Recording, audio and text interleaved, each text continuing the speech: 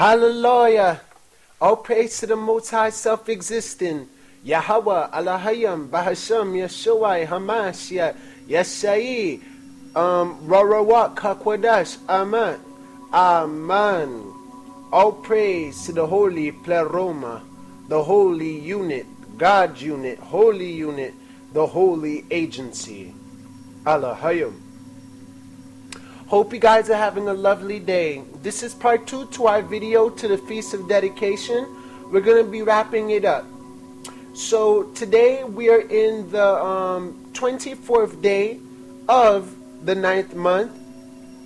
And by sundown, we're in the 24th day in the 9th month. In the month called Kislev, Kislu, Kara in ancient Paleo Hebrew. Kara. We're in Friday. We just entered Shabbat day, Yawam Shabbat Shalom, and one Shabbat day in today, Yawam Shabbat Shalom, which will be the end of the 24th day, Saturday sundown. We will be in the Feast of Dedications, right around the corner. 7-11 right on the dot, just changed, and we're in the 5th day of December 2014. For y'all that are trying to realize what time we're in and the calculated from here up to the point where you're at, because I don't know what time in the future that you are looking at this video, if not as soon as I just placed it up.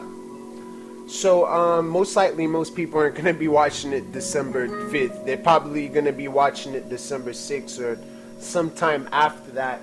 So pardon me for not putting it up ahead of time. You know, I got so much that I'm doing. I'm still wrapping up the testaments of the 12 patriarchs. I'm reading. I don't have people I'm working with. I've been looking for people. No one wants to even come near me with a stick. You know, most people don't even want to like these videos, and it kind of makes me feel a certain way. So sometimes I kind of procrastinate, you know, and don't have the feeling to give myself away. But may the Most High Spirit, Holy Father of Truth, be with us, the Father of discernment, of insight, of understanding, and wisdom, on this 24th day of the 9th month, according to our 364 Hebraic calendar. If you haven't seen part 1, you must. You know, I explained the calendar there briefly. We went into the whole detail, step by step, progressively. You see into what the Feast of Dedication is, why I believe is that date, when the year begins, so we can calculate it from there up till now, and you know, blah yada yada. Alright, so let's go ahead and begin. In the first book of Kings, chapter 3, Solomon's rule consolidated, pardon me. So Solomon's rule consolidated. And there's references, as you can see, in the second book of Chronicles, chapter 1, verse 1 through 6, in Psalms chapter 45, verse 1 through 17. You may just want to write these down. And Psalms chapter 72, verse 1 through 20. And before we do that, let me see. Alright, yeah, so before we begin that, let's finish off with the second book of Chronicles, pardon me, because that is where we last left off. We will be going to Kings to read the prayer and all that stuff and go from there. So in the second book of Chronicles, chapter 3, verse 1, temple construction begins. And this you can find references in the first book of Kings, chapter 6, verse 1 through 4. So then Solomon began to build the house of Yahweh at Jerusalem in Mount Moriah. So mount is like another name for mountain, hill, or hill country. Moriah, so this was the mountain where Abraham was going to sacrifice Yatazak, Isaac. So this is where that mountain is at. So it's Mawaraya. Mawaraya. Mawaraya. Mawaraya. And as you can tell, Jerusalem, all this stuff is in Palestine. And Mawaraya is it means seen of Yah. You see, so we already know Yah means God. It's a contraction of Yahweh. You see, Ahaya, Yahweh. So Ra'ah means to see. So to see, distinguish, experience, gaze, looks, present, saw, search, seen, vision. So Yah, saw of Yah, looks of Yah, gaze of Yah, experience of Yah, understand of Yah, think of Yah. But overall it means to see, seen of Yah, as in past tense. Because Yatazak was seen of Yah in Abraham.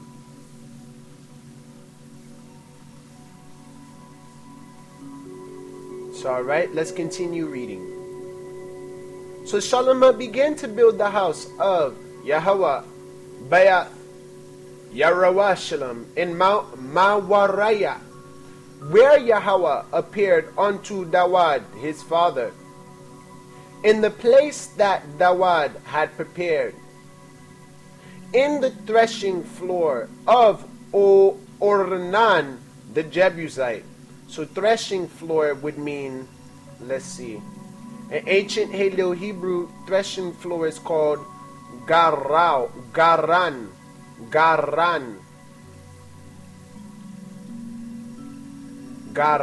They say stone basin, throw, mortar. A void place or a barn. A barn, a void place, empty place.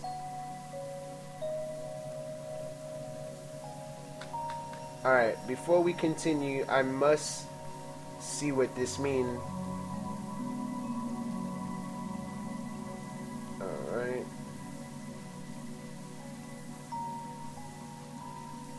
Mawaraya.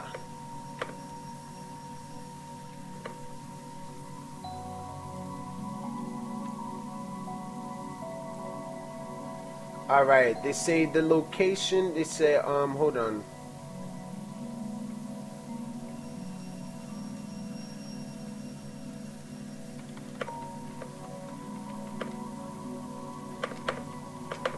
Funny that like the internet's so easy to find things nowadays, and people don't use it to do their due diligent research to know what they're reading. They'll read threshing floor and think, oh, is this just talking about a floor, you know, and continue reading and not knowing what it is. There goes something like a barn right there. It said empty place or a barn.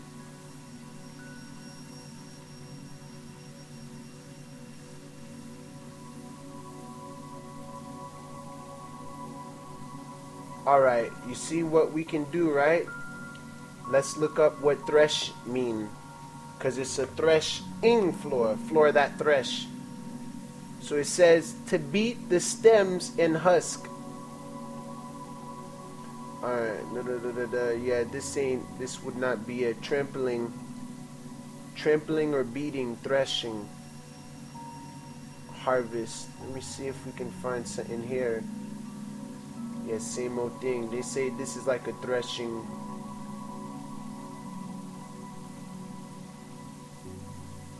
A threshing floor. Like these things right here, these pictures.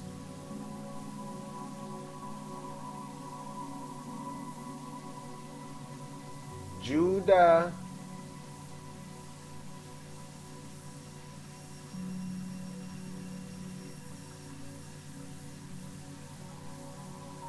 Alright, we'll just continue for now. So, according to here, threshing floor, a place of storing corn, something along that line, like a barn, an empty place, any open area. Alright, let's continue on. So, Solomon began to build the house of Yahweh at Yerushalayim and Mawaraya, where Yahweh appeared unto Dawud his father, in the place that Dawud had prepared in the threshing floor of Ornan the Jebusite. So Ornan is a Jebusite, and his name is Aranan.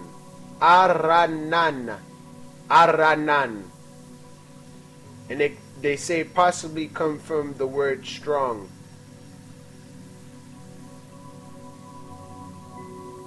He said, whose threshing floor was brought by Dawud to erect an altar, became site of temple, called Arawana. So let's see what Oran mean. Sedar, fear, Anan. Aran. And Aran was actually the name of an Edomite. Aran.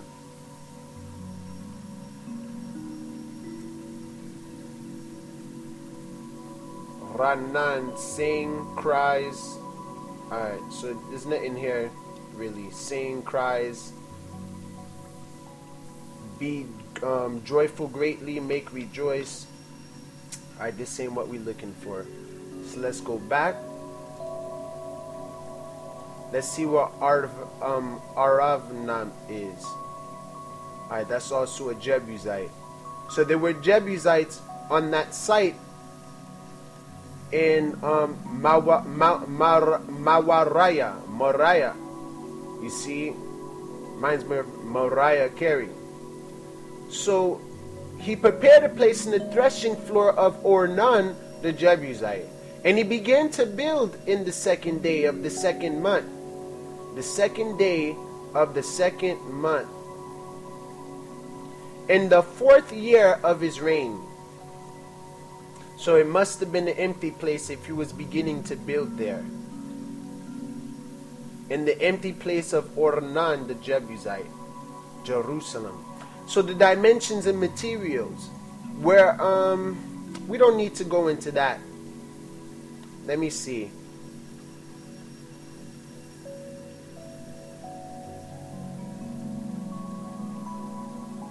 Oh well, we'll just go right through it then, because it'll probably help for you to understand how he built the temple, to appreciate the temple, and to see why we dedicated to the Most High the way we did. So the dimensions and materials. Now these are the things wherein ShaMaCh was instructed for the building of the house of Allahayim, Bayat Al. The length by cubits, which is like the length of a man's arm, I believe about 18 inches, they say. After the first measure was 60 cubits. So I'll be like 60 times 18 inches. And the breadth, the dimension, the width, 20 cubits. So 20 cubits will be like 20 times 18 inches.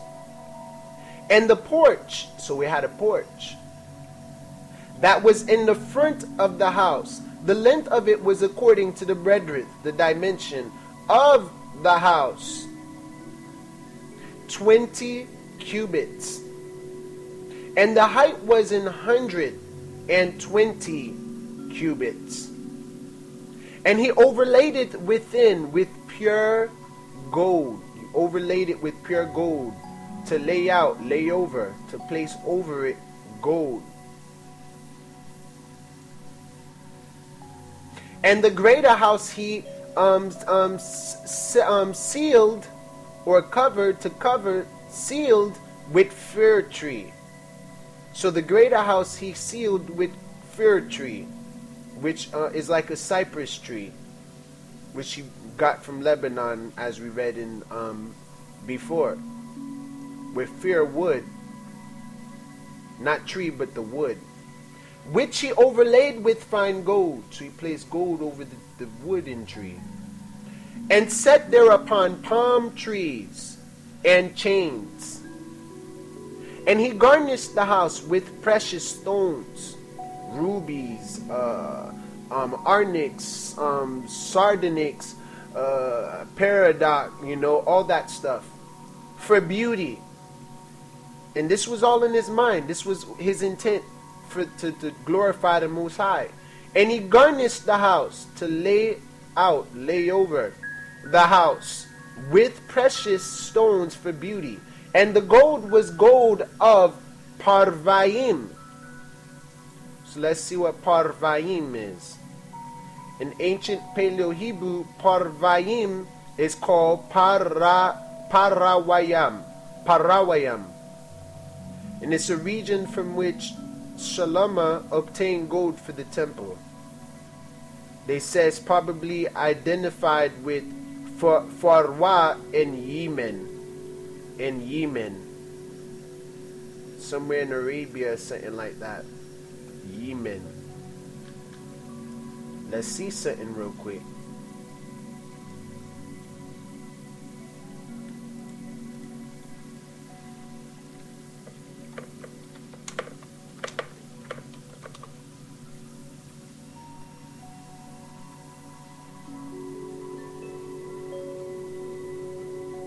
Alright, it might be in India, possibly. I'm not sure, but we'll check that out.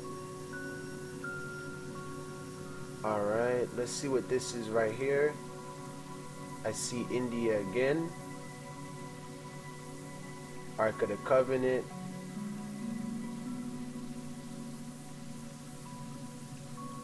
I don't know what that is. Or that.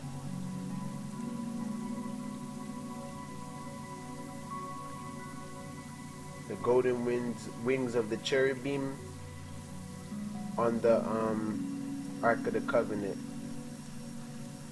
So if we don't find it in this right here that we're looking in, then we're gonna skip for now. I don't know what this is, but there possibly might be answers there.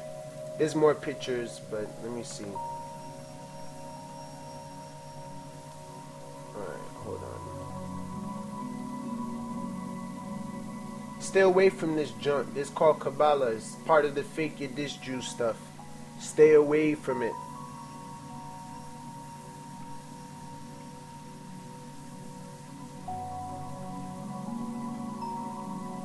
Okay, they might be sitting here as well.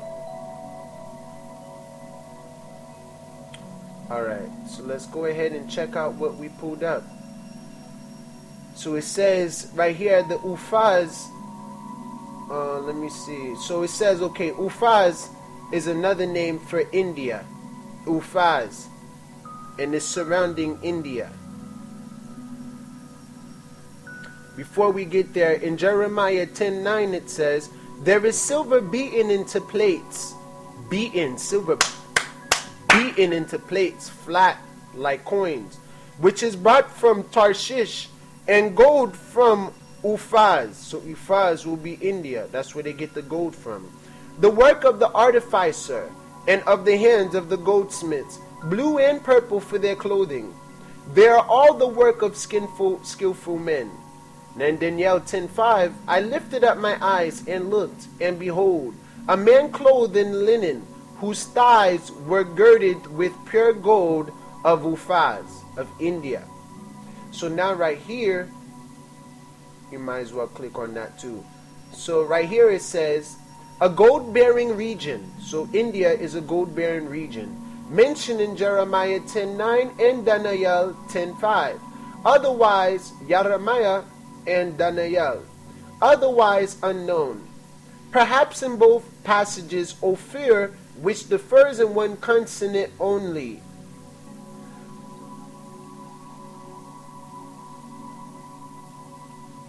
Should be read. So in the second passage, instead of gold of Ufaz, perhaps gold and fine gold, Ufaz, should be read. The Yerushalayim Talmud states that there were 7 kinds of gold: good gold, pure, precious gold of Ufaz, of India, purified, refined, and red gold of Pavarayim, which is what we're reading about. That of Ufaz, which is so called from the place from which it comes, resembles flashes of fire, red with pitch. So, just a little bit on that. Let me see where we are. So alright, Ufaz, a region where gold is found. In ancient Paleo-Hebrew, that name is called Awapaz. Awapaz. Awapaz. And it appears in the Bible twice. Twice.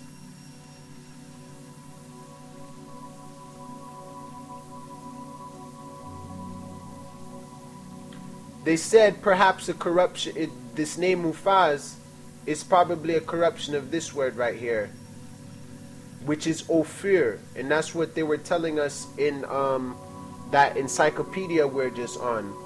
And it's a son of Joktan, also his descendant, also a region from which gold comes from. So in ancient Paleo-Hebrew, it's called Awapayar. Awapayar. Awapayar. Let's see if this is the same. This is Awapaz. Awapayar.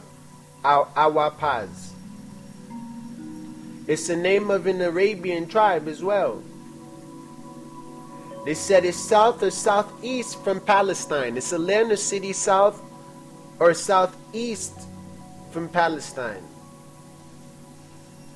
And Palestine technically means a general area. Says they found sandalwood there, gemstones and things like that. Ships of Tarshish go there. Some people call it India.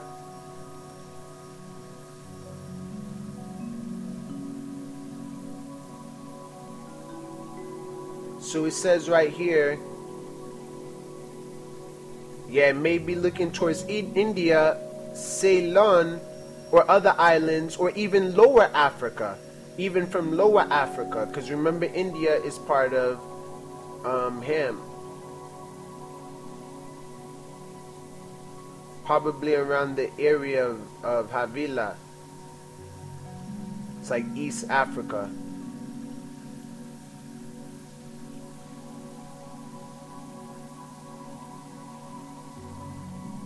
So okay, say it could be a city in Zimbabwe, Southeast Africa, that's what I just said. West coast of Arabia, where gold and silver formerly found. Identifies, okay, western of Red Sea. So now if you want to go look that up, you could. But as you can tell, in Ophir, in Havila, in Jobab, let's see what this is talking about right here. Oh yeah, it's talking about the Hamites. So where is the name again? Didan, Havila, Sheba, Seba, son of Cush. The Jebusites, you see, because the Jebusite was actually Hamite. And they're over there in where Jerusalem is at. Alright, let me see. Girgashite, Hamathite.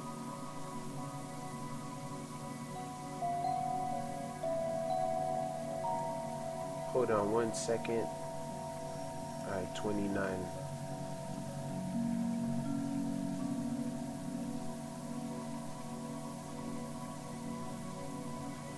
Alright, so it could have been a Shemite.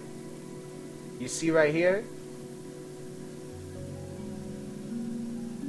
Ophir and Havila and Jobab.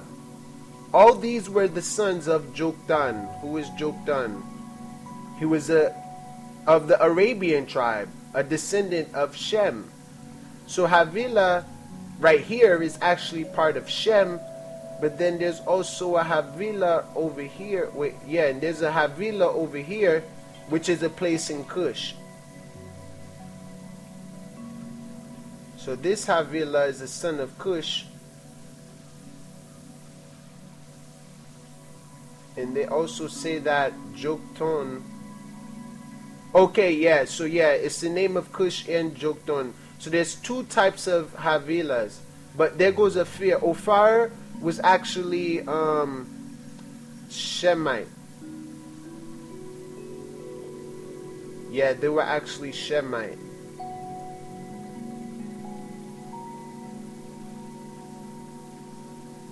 Alright, so let's continue on. This may be a little picture of it. Control plus, control plus, control plus, control plus. Alright, Ethiopia. And this would be southeast of, whatchamacallit, Africa, or southeast of Palestine.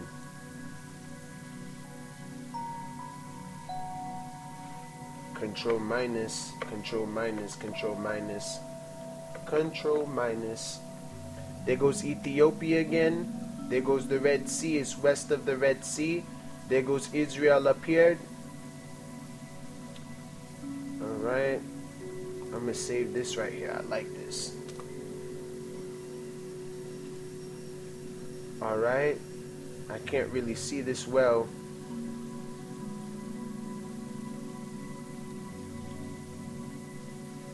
Wow, this is nuts. What is this?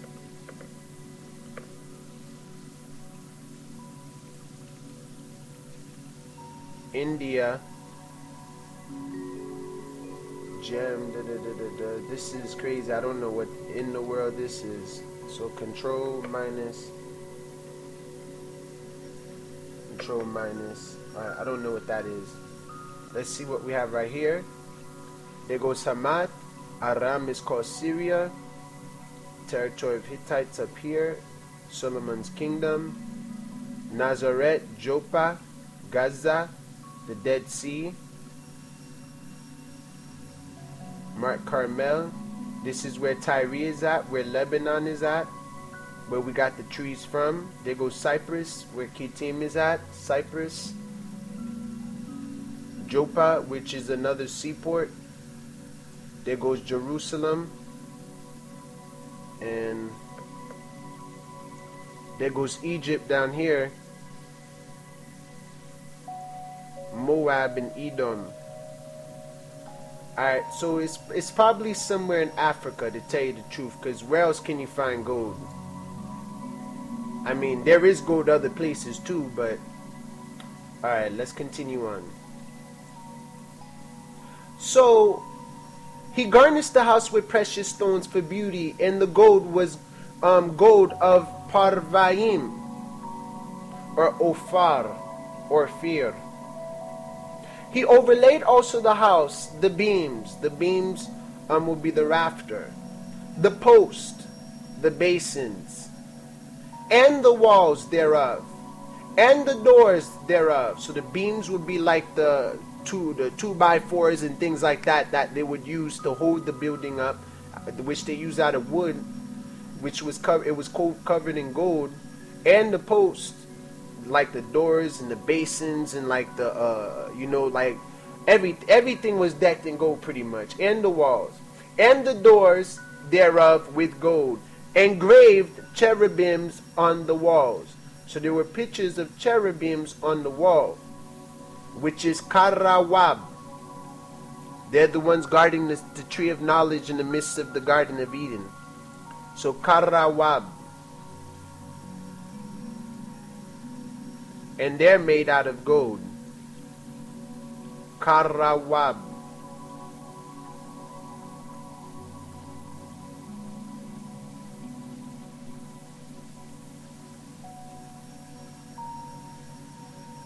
An angelic being on the wall with gold. And in the most holy house, in the Holy of Holies, where the priests go, he made 2 cherubims, Karawab, of image work, and overlaid them with gold. Now the Karawab, there's references in the first book of Kings, chapter 6, verse 23 through 30. And the wings of the Karawab were 20 cubits long, 20 times 18 inches.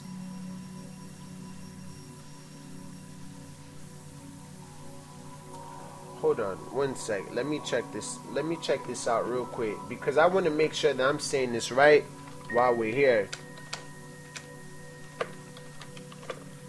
So what is a cubit? So about 0.48 meters. Yeah, about 17 to 21 inches.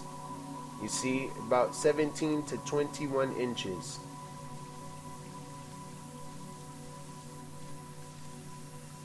Times 20. One wing of the one karawab was 5 cubits, 5 times 18 cubits, times 18, reaching to the wall of the house. And the other wing was likewise 5 cubits, reaching to the wing of the other karab. So the wings were actually meeting each other.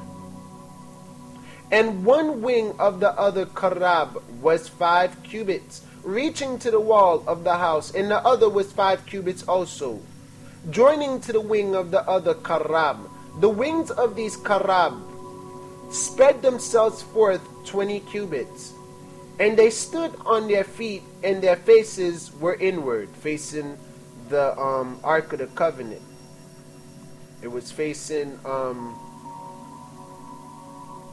the mercy seat, where the witness stands, which is the throne of Yeshua, right in the middle of the cherubim, right in the center. That's where the Bible is supposed to go to. They got a lot of crazy pictures here because people try to defame this, but let me show you the true picture of the Ark of the Covenant though.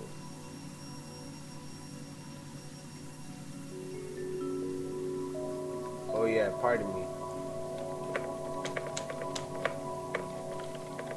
You gotta call it Ark of the Covenant, or they'll show you a bunch of other junk.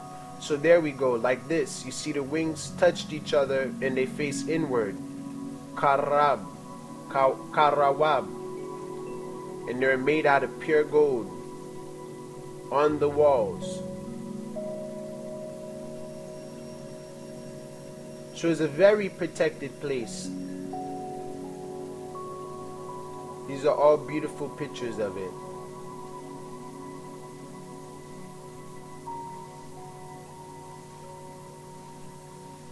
And this was after they had, rebuilt the temple and stuff, like in the days of Maccabees. So the veil and pillars. And he made the veil of blue, the curtains, the veils of blue and purple and crimson and fine linen. And the blue and purple he got from the coast of Tyre and Lebanon. You see, in the Phoenicians, because they have this snail, or this it's like a snail or something like that actually oozes out natural purple, but it takes a lot to actually like dye a whole cloth out of it. But they use that, the blue and the purple from that. It was all natural, no artificial dye. And crimson, which is red, which came from another red animal, insect or something like that. And fine linen, which is like flaxseed. And wrought cherubims thereon. And he put cherubims on the veils and the curtains as well. Also he made before the house 2 pillars of 35 cubits high, and the chapiter, which is like probably the plated capital of a pillar, that was on top of each of them, was 5 cubits, like a roof. And he made chains as in the oracle. So he made chains as in the oracle. Let's see what the oracle mean here. In the innermost room of Solomon's temple, they call it the bar in modern day Hebrew. In ancient Hebrew is dabayar. Dabayar. Dabar means word, but dabayar. In the inner sanctuary. In the Holy of Holies, most holy place, the place of the ark and the cherubic images, the throne room of Yahweh, oracle, the shrine or innermost part of the sanctuary.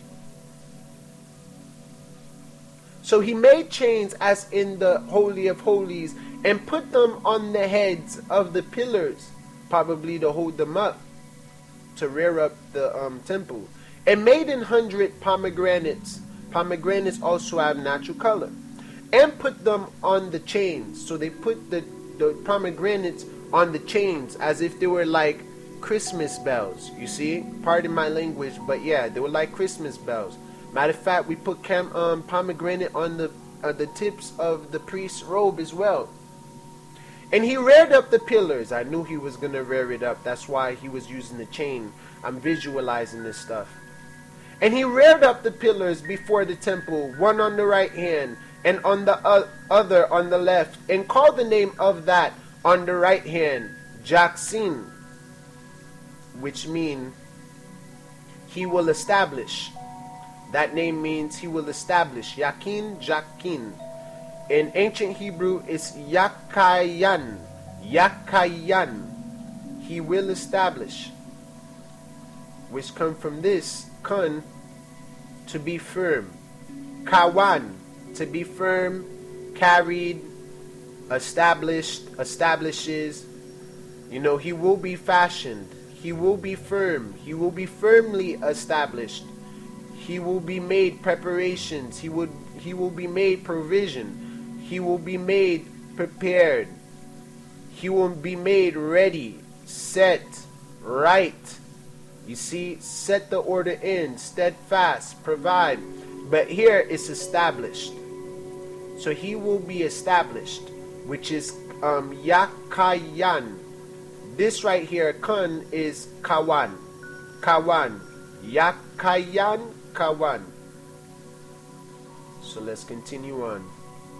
So when he reared up the pillars in front of the temple, so there was pillars in front of the temple, one on the right hand and the other on the left, and called the name of that on the right hand Jakin, he shall be established, or he will establish, which is also the name of in Hebrew Israelite. And the name of that on the left he called Boaz. As you know, Boaz means quickness, an ancestor of Dawad, a Judite, also a pillar before the temple.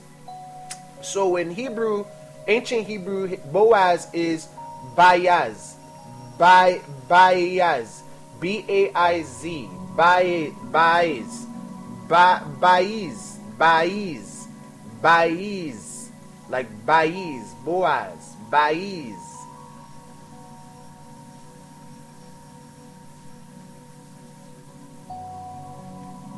Baiz.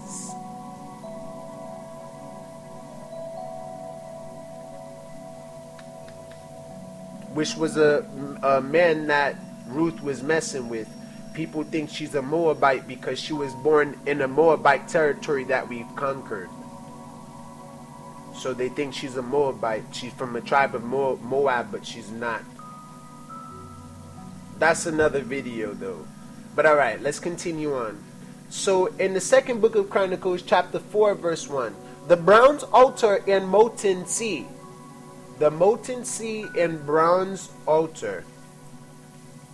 And you can find references in the first book of Kings, chapter 7, verse 13 through 22.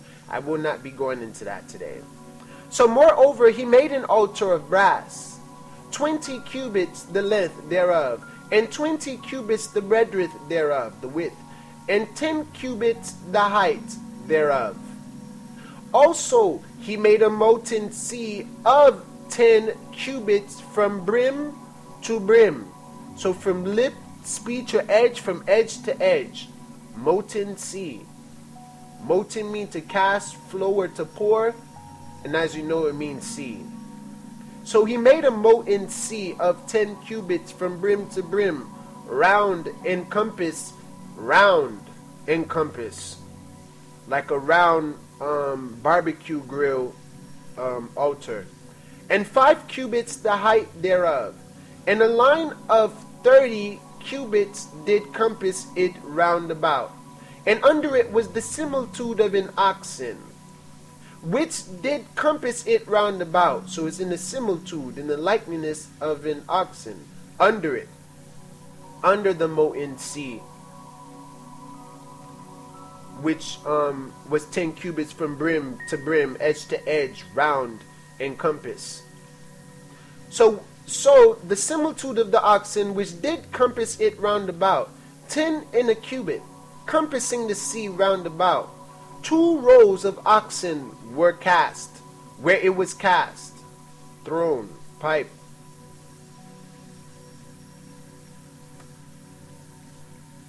piece right here, they're calling this a pipe casting piece. Or probably for rainwater or something. I'm not sure. It stood upon 12 oxen, 3 looking toward the north, and 3 looking toward the west, and 3 looking toward the south, and 3 oxen looking toward the east. And the sea was, so 3, 6, 9, 12. And the sea was set above upon them. So the sea, let's see what they mean by sea here. They call it Yam in ancient Hebrew. So sea coast, west side, western border, south. I wonder what they mean by sea here. Under the sea. Alright, let's continue on. Large body of water or artificial basin. Oh, so it could have been a basin, like, you know, a little basin to wash your feet in and things like that. So a basin, like a bucket. A sea, like a little pool thing. They probably didn't know how to say it any other way.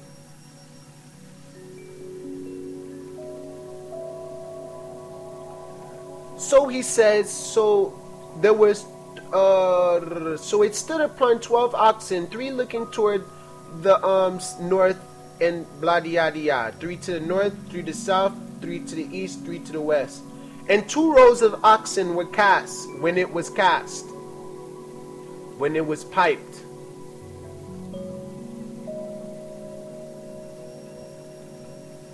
So, and the thickness of it was in a hand breadth, which means about the span of a hand, that thick. And the brim of it, like the brim of the bucket, it was like the work of the brim of a cup, because like a cup, with flowers of lilies. So he made it very beautiful. He even put flowers of lilies, buds and sprouts of lilies. And it received and held 3,000 baths. So it was able to hold 3,000 measures of water. So let's see bath, what it means here. Baths.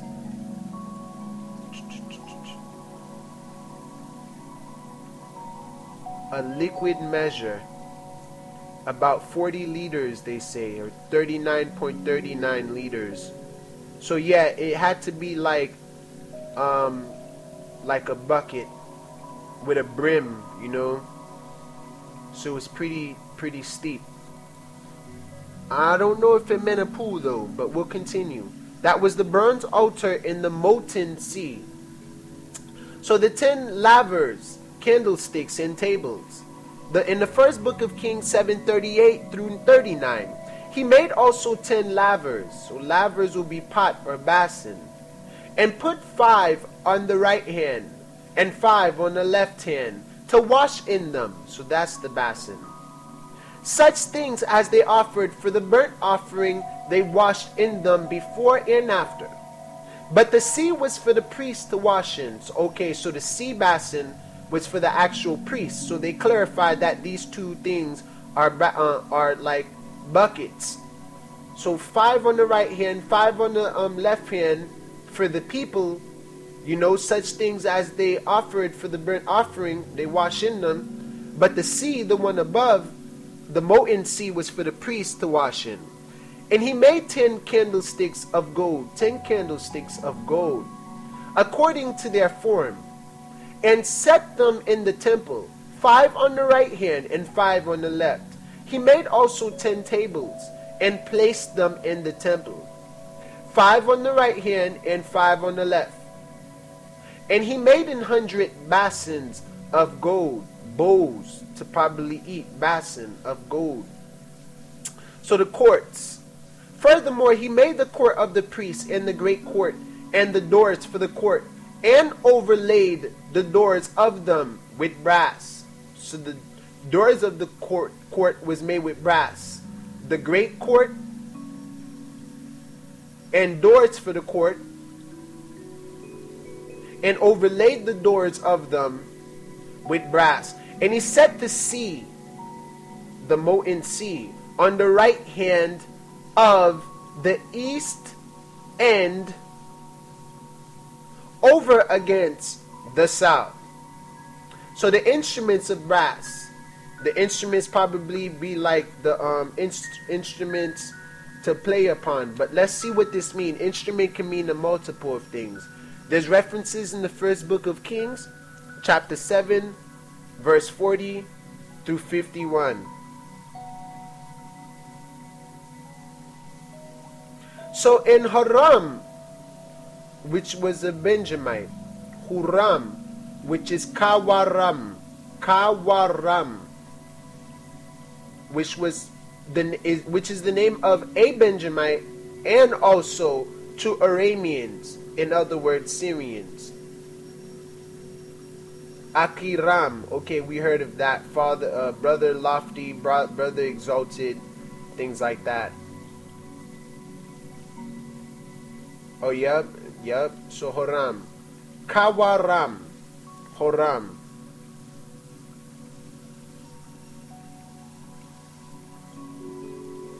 So, and Horam made the Karawam made the pots. So he made the pots, the cauldron, and the shovels, and the basins, the bowls. And Horam finished the work that he was to make for King ShaMaCh for the house of Elohim, Bayathel. So Horam was probably the Assyrian. So to wit, the two pillars and the pommels, which is another name for a basin or bowl, and the chapiters, which is the capital of a pillar, which were on top of the two pillars, and the two wreaths, which are like lattice work, network, or like nets, to cover the two pommels, the two basins, the two bowls of the chapiters of the pillars, which almost remind me of hammock, but I may be wrong, which were on top of the pillars, like a hammock on a tree, and 400 pomegranates on two wreaths, on two networks. Okay, network will be like on the cord, or string, or line. 2 rows of pomegranates on each wreath. 400 pomegranates on the 2 wreaths. 2 rows of pomegranates on each wreath, to cover the 2 pommels, the 2 bowls or basins of the chapiters of the pillar, capital of the pillars, which were upon the pillars, the columns upon the pillar. He made also bases, which is like a fixed resting place, and lavers, which is like pots and basins again, made he upon the bases. Lavers made upon the bases. 1 sea and 12 oxen under it. The pots also, and the shovels, and the flesh hooks, and all their instruments. You see, these are all the instruments they used. Flesh hooks can be like probably for the animals and things like that. I'm not sure. So all their instruments did Haram his father make to King ShaMaCh for the house of Yahweh of bright brass, polished brass, copper or bronze. In the plain of Jordan, the principal river of Palestine, did the king cast them. That's where he placed them. In the clay ground between Succoth, which is a city east of Jordan, also a place in Egypt, and Zeredata, which, let's see where that is at. Alright.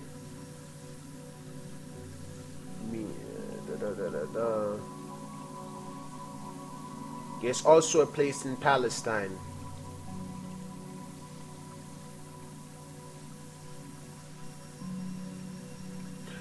So, in the plain of Jordan did the king put them, King Solomon, in the clay ground, in which is like in the thicket ground between Succoth and Zeredata. Thus ShaMaCh made all these vessels in great abundance, for the weight of the brass could not be found out. So the instruments of gold. And ShaMaCh made all the vessels that were for the house of Elohim, the golden altar also, and the tables whereon the showbread was set, all the vessels that were for the house of Alahayim, and the golden altars like the spoons, the forks, the bowls, even the table for the showbread was gold. Moreover, the candlesticks with their lamps were gold, that they should burn after the manner before the oracle, before the innermost place, or the holy of holies, of pure gold. Pardon me, y'all. And the flowers were of gold, and the lamps, and the thongs, the snuffers, made he of gold, and that perfect gold, and the snuffers, and the basins, and the spoons, and the censers, which is what they put the incense in. Okay, so the snuffers probably is incense. Let's see what that means. Okay, tweezers. Or pruning, yeah, to trim or prune. So it's probably like tweezers or something like that. Snuffers, and the basins, the bowls, and the spoons, and the censers for the incense, of pure gold. And the entry of the house was of gold. And the inner doors thereof for the most holy place was of gold. And the doors of the house of the temple were of gold. So now Chronicles chapter 5 verse 1. This is where we begin now to describe what he did after he done all that and set everything up. So the ark enters the temple. We can find references in the first book of Kings chapter 8 verse 1 through 11.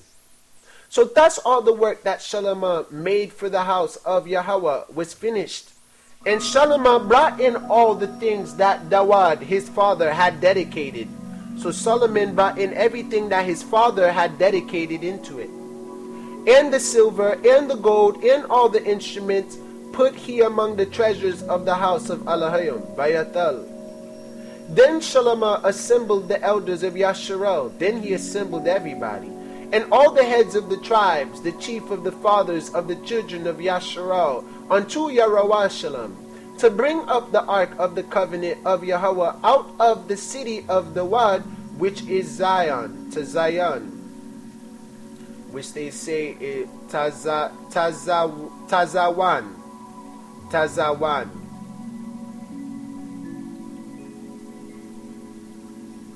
And it was a stronghold of the Jebusites. It's on the southern part of East Hill of Jerusalem, distinct from the site of the temple.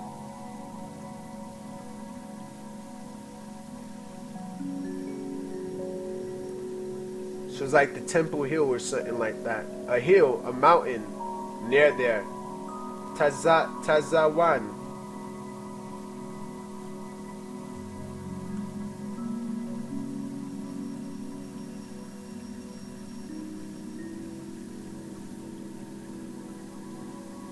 Tazawa,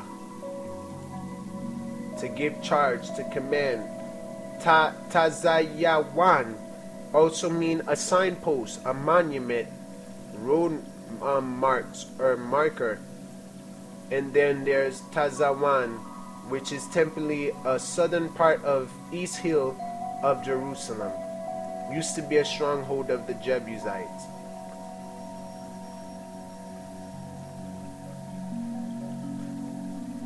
So to bring up the ark of the covenant of Yahweh out of the city of the Wad, which is Tazawan. Wherefore all the men of Yis-RoyAl assembled themselves unto the king in the feast which was in the 7th month, which is the feast of tabernacle, similar to the feast of dedication. And all the elders of Yis-RoyAl came, and Lewiah took up the ark, because they're the priests and ministers of the ark. So they brought the actual ark. And they brought up the ark and the tabernacle of the congregation, and all the holy vessels that were in the tabernacle. These did the priests and the Levites Lewiah bring up.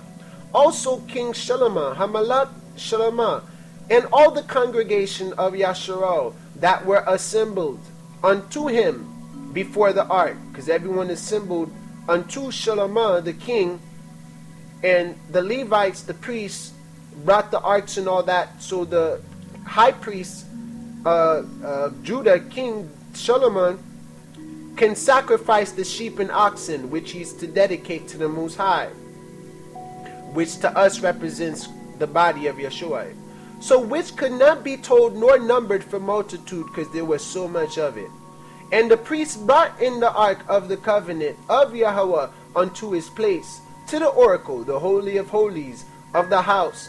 And he clarifies, and to the most holy place, even under the wings of the cherubims, karawab. For the karawab, cherubims, spread forth their wings over the place of the ark, which would mean the chest.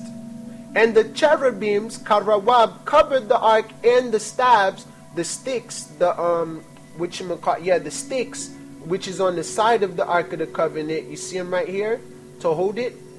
These are the sticks right here. This stick is called a staff, like a staff, like bow. This right here.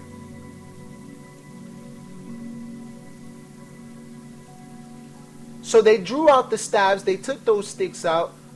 That the ends of the staves were seen from the ark before the Holy of Holies, the innermost room of the Solomon's temple.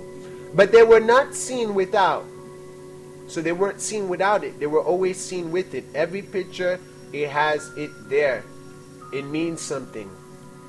You see, and we carried it. This right here is Nebuchadnezzar. That's why I don't have it.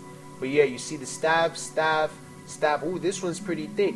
And most of it was either covered in gold like this, or left in the pure wood like this.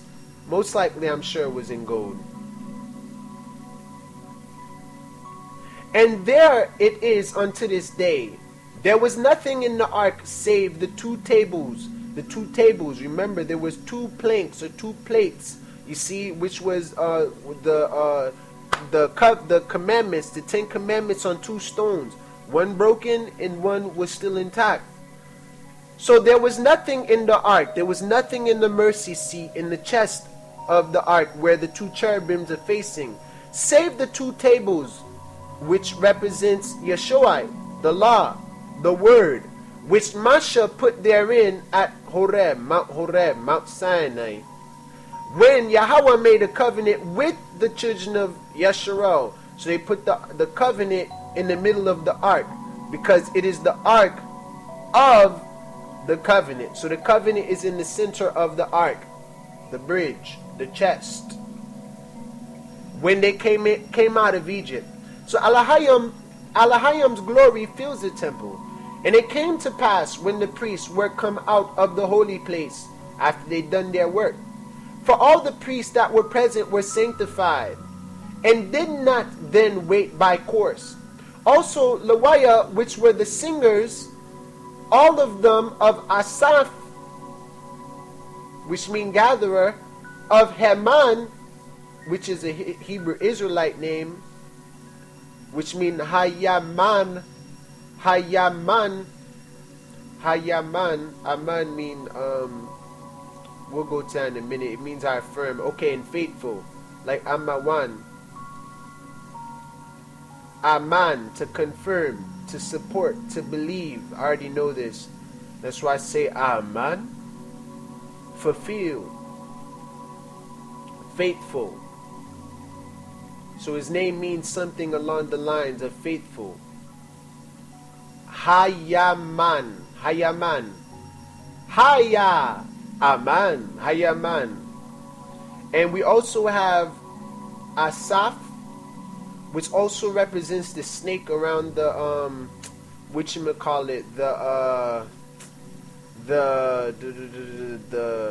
not the DNA sign, but the medical sign. It's like these snakes and stuff.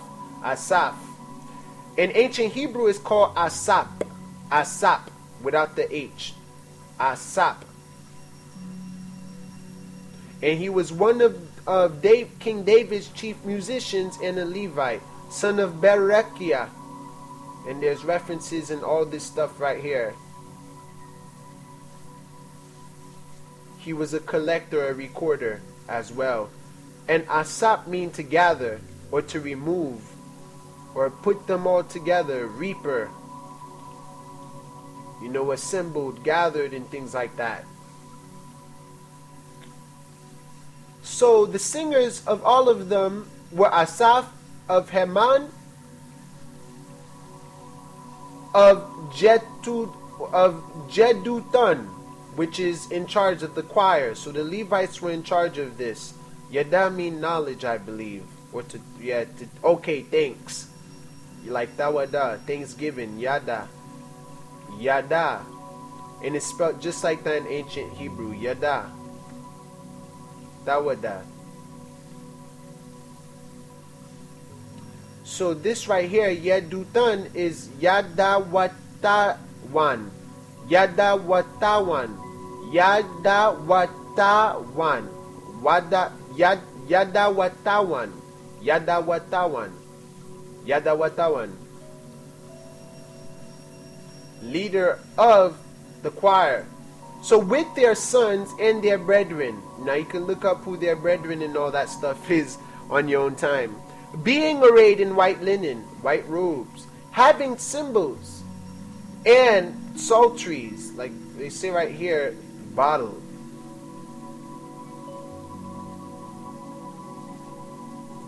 Okay, probably like harp or a lute or guitar.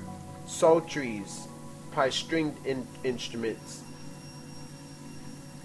Viol, pitcher, bowl.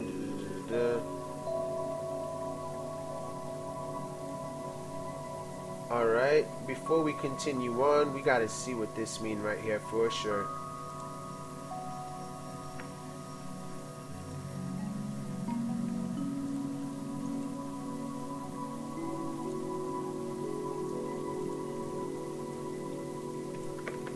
Let me see where we at on time. Alright, cool. So psaltery is an ancient musical instrument consisting of a flat sounding box with numerous strings which are plucked with the fingers. So it's almost like a harp or a guitar and things like that. Let's go to images. Yeah, I had a feeling it was something along that line. And they probably made it themselves too by thinning out gold and like cutting out wood in certain shapes to create this thing. It's actually not that difficult. You just gotta know how to make strings out of gold, and you gotta know where gold is at to find it, which you probably might find in India or Africa, but probably not anymore. We're in different times, but who knows. So they're having cymbals and string instruments and harps stood at the east end of the altar. So they stood at the east, and with them 120 priests sounding with trumpets. So 120 priests sounding the trumpets. So it's trumpets, cymbals, stringed instruments, harps. It came even to pass as the trumpeters and the singers were as one. So they were playing together like a choir. And Jeduthun was the leader of that whole choir. And these were all Levites. And Allahayam's glory fills the temple when they did that. To make one sound to be heard in praising and thanking Yahweh. And when they lifted up their voice with the trumpets and cymbals and instruments of music and praise Yahweh, hallelujah, saying, for he is good, for his mercy endureth forever, for he is good, hallelujah, forever. That then the house was filled with a cloud. Uh-oh, there goes a cloud again. Cloud by day. Cloud by day and light by night, fire by night. Even the house of Yahweh was filled with that cloud, so that the priest could not stand to minister by reason of the cloud, for the glory of Yahweh had filled the house of Allahayim. So now let's see what happens after the priest got that all warmed up for Solomon now. And the glory of the Most High is here, and the Levites had done their thing. So the second book of Chronicles, chapter 6, verse 1. ShaMaCh blesses the people on this date. And there's references in the first book of Kings, chapter 8, verse 12 through 21. Let me make sure this is playing. Alright. So Then said ShaMaCh, Yahweh had said that he would dwell in the thick darkness. That's funny, because that's what the cloud is, which is Irapal. Irapal, which means deep darkness, thick gloom, thick cloud. Mean thick cloud. Gloomier gloom, but he's come in a thick cloud in this sense. And it comes from the word araf. To drop down, or to drop. Irap. So now we continue on. Irap. So Yahweh had said that he would dwell in the thick clouds. But I have built an house of habitation for him, for thee, and a place for thy dwelling forever. And Shalom, the foundation of peace. And the king turned his face and blessed the whole congregation of Yis-RoyAl. And all the congregation of Yis-RoyAl stood, so everyone must stand. And he said, Blessed be Yahweh Alahayam of Yis-RoyAl, Barakatah Yahweh Alahayam Yis-RoyAl, who hath with his hands fulfilled that which he spake with his mouth to my father Dawad, saying, Since the day that I brought forth my people out of the land of Kemet, Mizraim, Egypt, I chose not city among all the tribes of Yis-RoyAl to build an house in, that my name might be there. Neither chose I any man to be a ruler over my people Yis-RoyAl. But I have chosen Shalom, that my name might be there, and have chosen Dawad to be over my people Yis-RoyAl, which is the seed and root Yeshua, which is named Christ. Yeshua is from. Now it was in the heart of Dawad, in his heart and mind, my father, that's what ShaMaCh said, to build an house for the name of Yahweh Alahayim Yis-RoyAl. But Yahweh said to Dawad, my father, For as much as it was in thine heart and mind to build an house for my name, thou didst well in that it was in thine heart. Notwithstanding thou shalt not build the house, but thy son which shall come forth out of thy loins, he shall build the house for my name. And that's what the Most High said to David. And Solomon was the son of David. So the son which shall come forth out of King David's loin, he shall build the house for the king's Yeshua's name, or Yahweh. Prophecy fulfilled long time ago. So Yahweh therefore hath performed his word that he had spoken. For I am risen up in the room of Dawad my father, in the house of my father, Ras of Jesse, and am set of the throne of Yis-RoyAl as Yahweh promised. Yahweh promised, that's the name of someone. I forgot who, but it means Yahweh promised, or Yahweh spoke. And have built the house for the name of Yahweh Alahayim of Yis-RoyAl. And in it have I put the ark, wherein is the covenant, Yeshua, the seat of mercy of Yahweh, that he made with the children of Yis-RoyAl. So ShaMaCh's prayer of dedication, this is the prayer now. In the first book of Kings, chapter 8, verse 22 through 53, you can find references. First book of Kings, chapter 8, 22 through 53. We're in the second book of Chronicles, chapter 6, 12. So when he stood before the altar, in front of the altar of Yahweh, in the presence of all the congregation of Yis-RoyAl, and spread forth his hands in the air, like right here, towards the air, facing the east. For ShaMaCh had made a brassen scaffold, a basin, of 5 cubits long, and 5 cubits broad, and 3 cubits high, and had set it in the midst of the court. That's where he put the brassen scaffold at. And upon it he stood and kneeled down upon his knees before all the congregation in a little scaffold, probably like whatchamacallit. It's probably not bass and all that. I don't know why they say that. Platform. There we go. So it's a platform which he had put in the midst of the court, which was 5 cubits broad, 5 times 18 or 21, 5 cubits long, and 3 cubits high. So he nailed his knee upon it in front of the congregation of Yis-RoyAl, and spread forth his hands towards heaven and said, O Yahweh Elohim Yis-RoyAl, there is no Yah Elohim like thee in heaven, ShaMaCh, nor in the heavens as in sky, nor in the earth, which keepest covenant and showest mercy unto thy servants, that walk before thee with all their hearts, mind, strength, and might, with all their will and inner man. Thou which hast kept with thy servant Dawid, my father, that which thou hast promised him, and spakest with thy mouth, and hath fulfilled, which thou hast promised, with thine hand. Okay, pardon me. Thou which hast kept with thy servant Dawid, my father, that which thou hast promised him, and spakest with thy mouth, and hast fulfilled it with thine hand, as it is this day.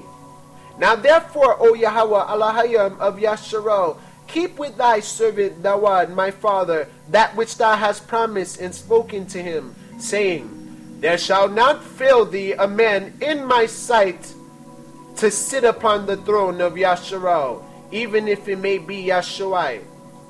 Yet so that thy children take heed to their way to walk in my law, in the covenant, which sits in the ark, in between the cherubims, as thou hast walked before me. Now then, O Yahweh Elohim of Yis-RoyAl, let thy word be verified, confirmed, supported, Amen, faithful and true, which thou hast spoken unto thy servant Dawid. Amen.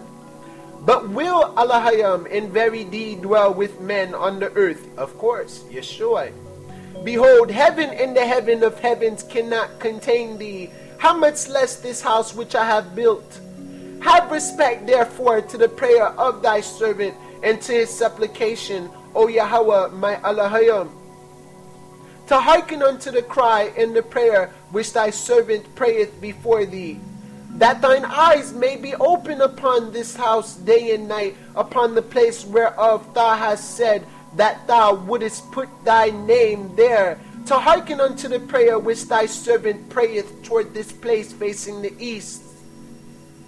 Hearken therefore unto the supplications of thy servant and of thy people Yis-RoyAl, which they shall make toward this place on this day of dedication and feast of tabernacle.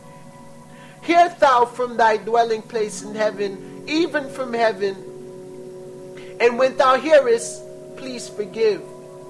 If a man sin against his neighbor, and an oath be laid upon him to make him swear, and the oath come before thine altar in this house, then hear thou from heaven, your dwelling place, O Yahweh Elohim, self-existing Pleroma, God, Creator, and do and judge thy servants by requiting the wicked, to turn back the wicked, to return the wicked, by recompensing his way upon his own head, and by justifying the righteous Tazadah, by giving him according to his righteousness. And if thy people Yis-RoyAl be put to the worst before or in front of the enemy, because they have sinned against thee, like these times, and shall return and confess thy name, Yahweh Elohim, and pray and make supplication before thee in this house, then hear thou from the heavens, and forgive the sin of thy people Yis-RoyAl, and bring them again unto the land which thou gavest to them and to their forefathers.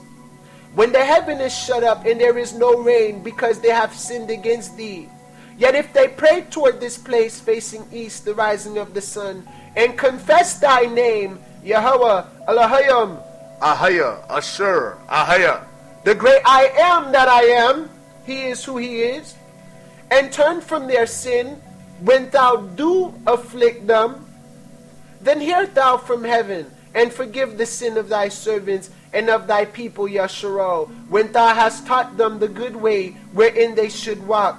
And sin reign upon thy land, which thou hast given unto thy people for an inheritance. So if there be dearth in the land, famine or hunger, if there be pestilence, disease, if there be blasting or mildew, locusts or caterpillars eating the crops, or metaphorically representing people who chew away our life, if their enemies, which are the caterpillars and the locusts, the pests, besiege them in the cities of their land, whatsoever sore or pain or plague or mark or stroke, or whatsoever sickness, disease, or pestilence there be, then what prayer or what supplication soever shall be made of any man, ask shall you, and you shall receive. Or of all thy people, Yis-RoyAl, when everyone shall know his own sore, our own problem, and his own grief. We all know our own pain, our own grief. If we ask the Most High for help, for healing, for forgiveness, and shall spread forth his hands in this house, facing toward the east, where the sun rises, then hear thou from heaven thy dwelling place, and forgive, and render unto every man according unto all his ways, whose heart thou knowest. For thou only knowest the hearts of the children of man. Only the Most High know the heart of man. And the Spirit uttereth what the man cannot utter it verbally. It uttereth our infirmities and our needs. The Most High knows what I need today. He knows what's in my heart. He knows where I'm heading. He knows where I need to go. He knows how to teach me. He knows me. Hallelujah. Tawada abiyahawa alahayam. Yawam Shabbat Shalom. That they may fear thee and revere thee and respect thee, to walk in thy ways, which you have given to us. And if we don't know, here is the covenant sitting in the ark. Let's go through the pages of this Bible. Tanakh. So long as they live in the land which thou gavest unto our fathers. To live in the land, Canaan. So moreover concerning the stranger, which is not of thy people, Yis-RoyAl, but is come from a far country, for thy great name's sake. Whoever come to the Most High and repent, it doesn't matter who they are. We're all descendants of God, we are descendants of Adam, and we all are definitely descendants of Noah, which was blessed.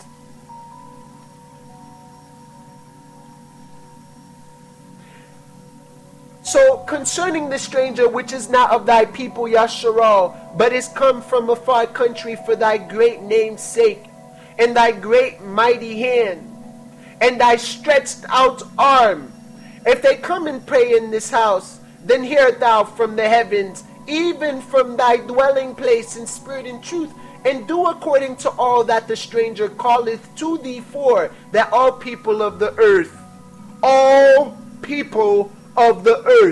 may know thy name, and fear thee, as do thy people, Yis-RoyAl, and may know that this house which I have built is called by thy name. Yarawashalam. If thy people go out to war against their enemies, by the way that thou shalt send them, and they pray unto thee toward this city, facing east, which thou hast chosen, and the house which I have built for thy name, then hear thou from the heavens their prayer and their supplication, and maintain their cause. If it is best to probably align your time with Jerusalem's time, so you're celebrating these feasts at the same time Jerusalem is. It sounds like a great idea to me. So if they sin against thee, for there is no man which sinneth not, and thou be angry with them, and deliver them over in front of their enemies, to their enemies, and the enemies carry them away captives unto a land far off or near. Yet if they bethink themselves, repent, to turn back, amend their ways, in the land whither they are carried captive, and turn and pray unto thee in the land of their captivity, saying, we have sinned, We have done amiss and have dealt wickedly. If they return to thee, repent with all their heart, with all their mind, their inner man, their inner woman, with all their will, and with all their soul, in the land of their captivity in America, in Arabia, wherever it may be, whither they have carried them captives, and pray toward their land, toward the east, which thou gavest unto their forefathers, and toward the city which thou hast chosen, and toward the house which I have built for thy name, facing Jerusalem, the east. Then hear thou from the heavens, even from thy dwelling place, their prayer and their supplications, and maintain their cause, and forgive thy people which have sinned against thee. Now, my Allahayam, let I beseech thee, beg thee, thine eyes be open, look upon our affliction, and let their ears be attent unto the prayer that is made in this place. Now therefore, arise, Kawam, O Yahweh, Allahayam, into thy resting place, thou in the ark of thy strength, the ark of thy strength, the covenant is thy strength. Let thy priests, Lawaya, O Yahweh, Allahayam, Ahaya, Ashur, Ahaya, be clothed with salvation, with deliverance, with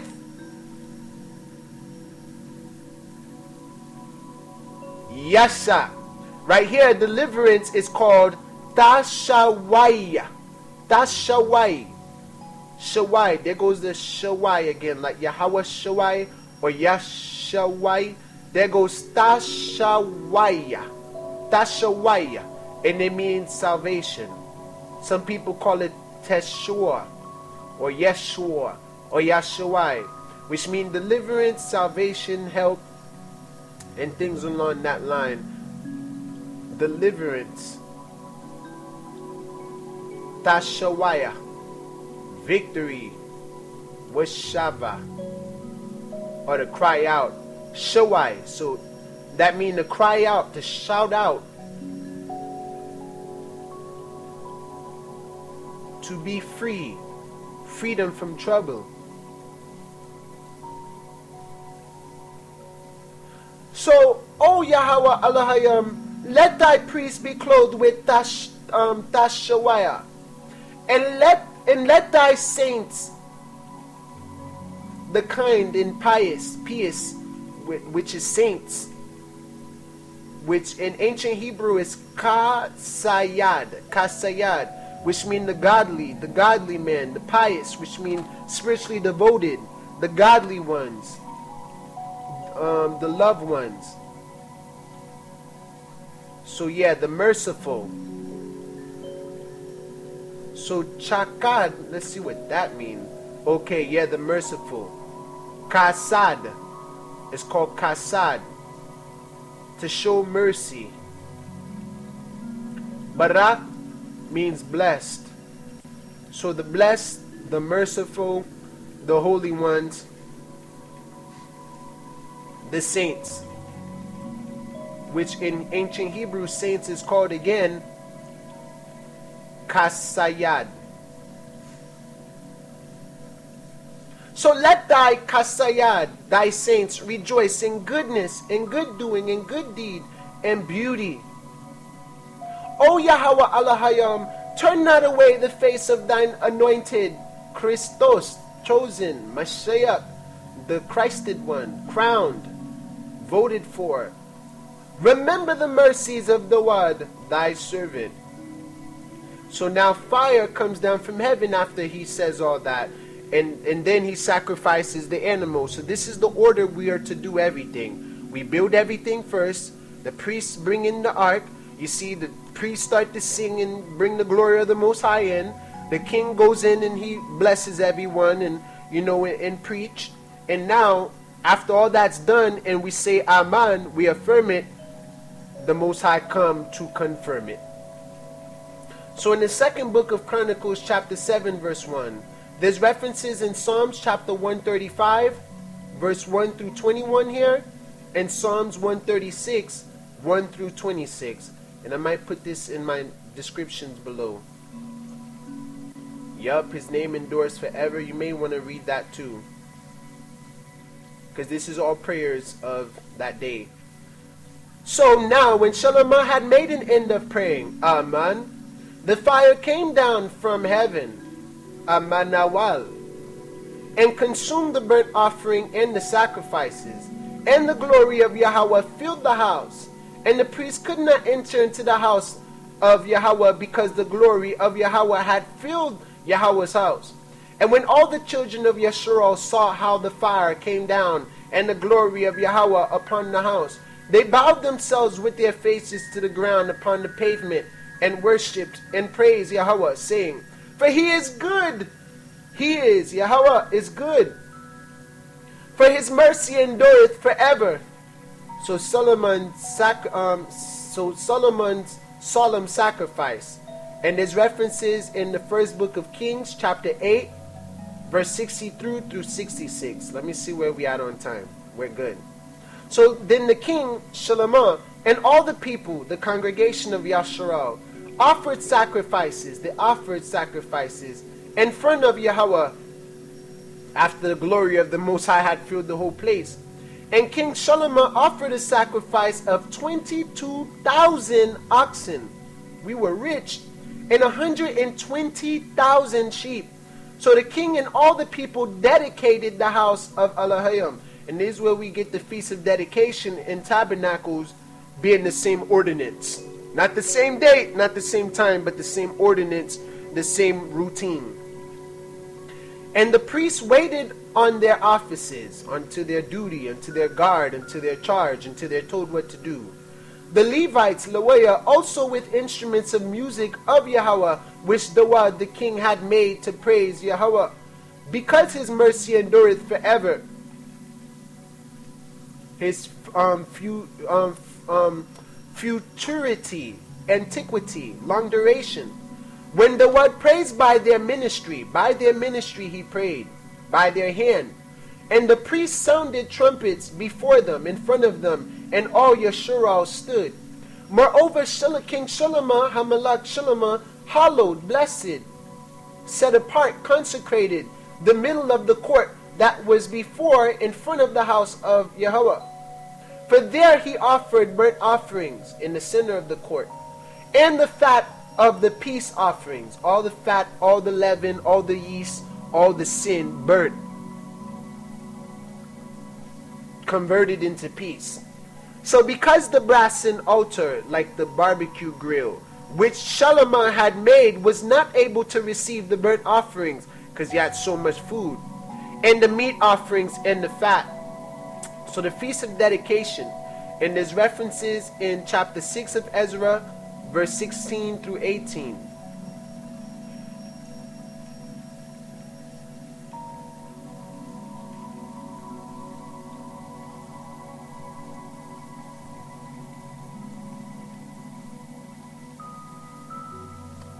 Yep, and it also talks about the temple here too, the temple being completed.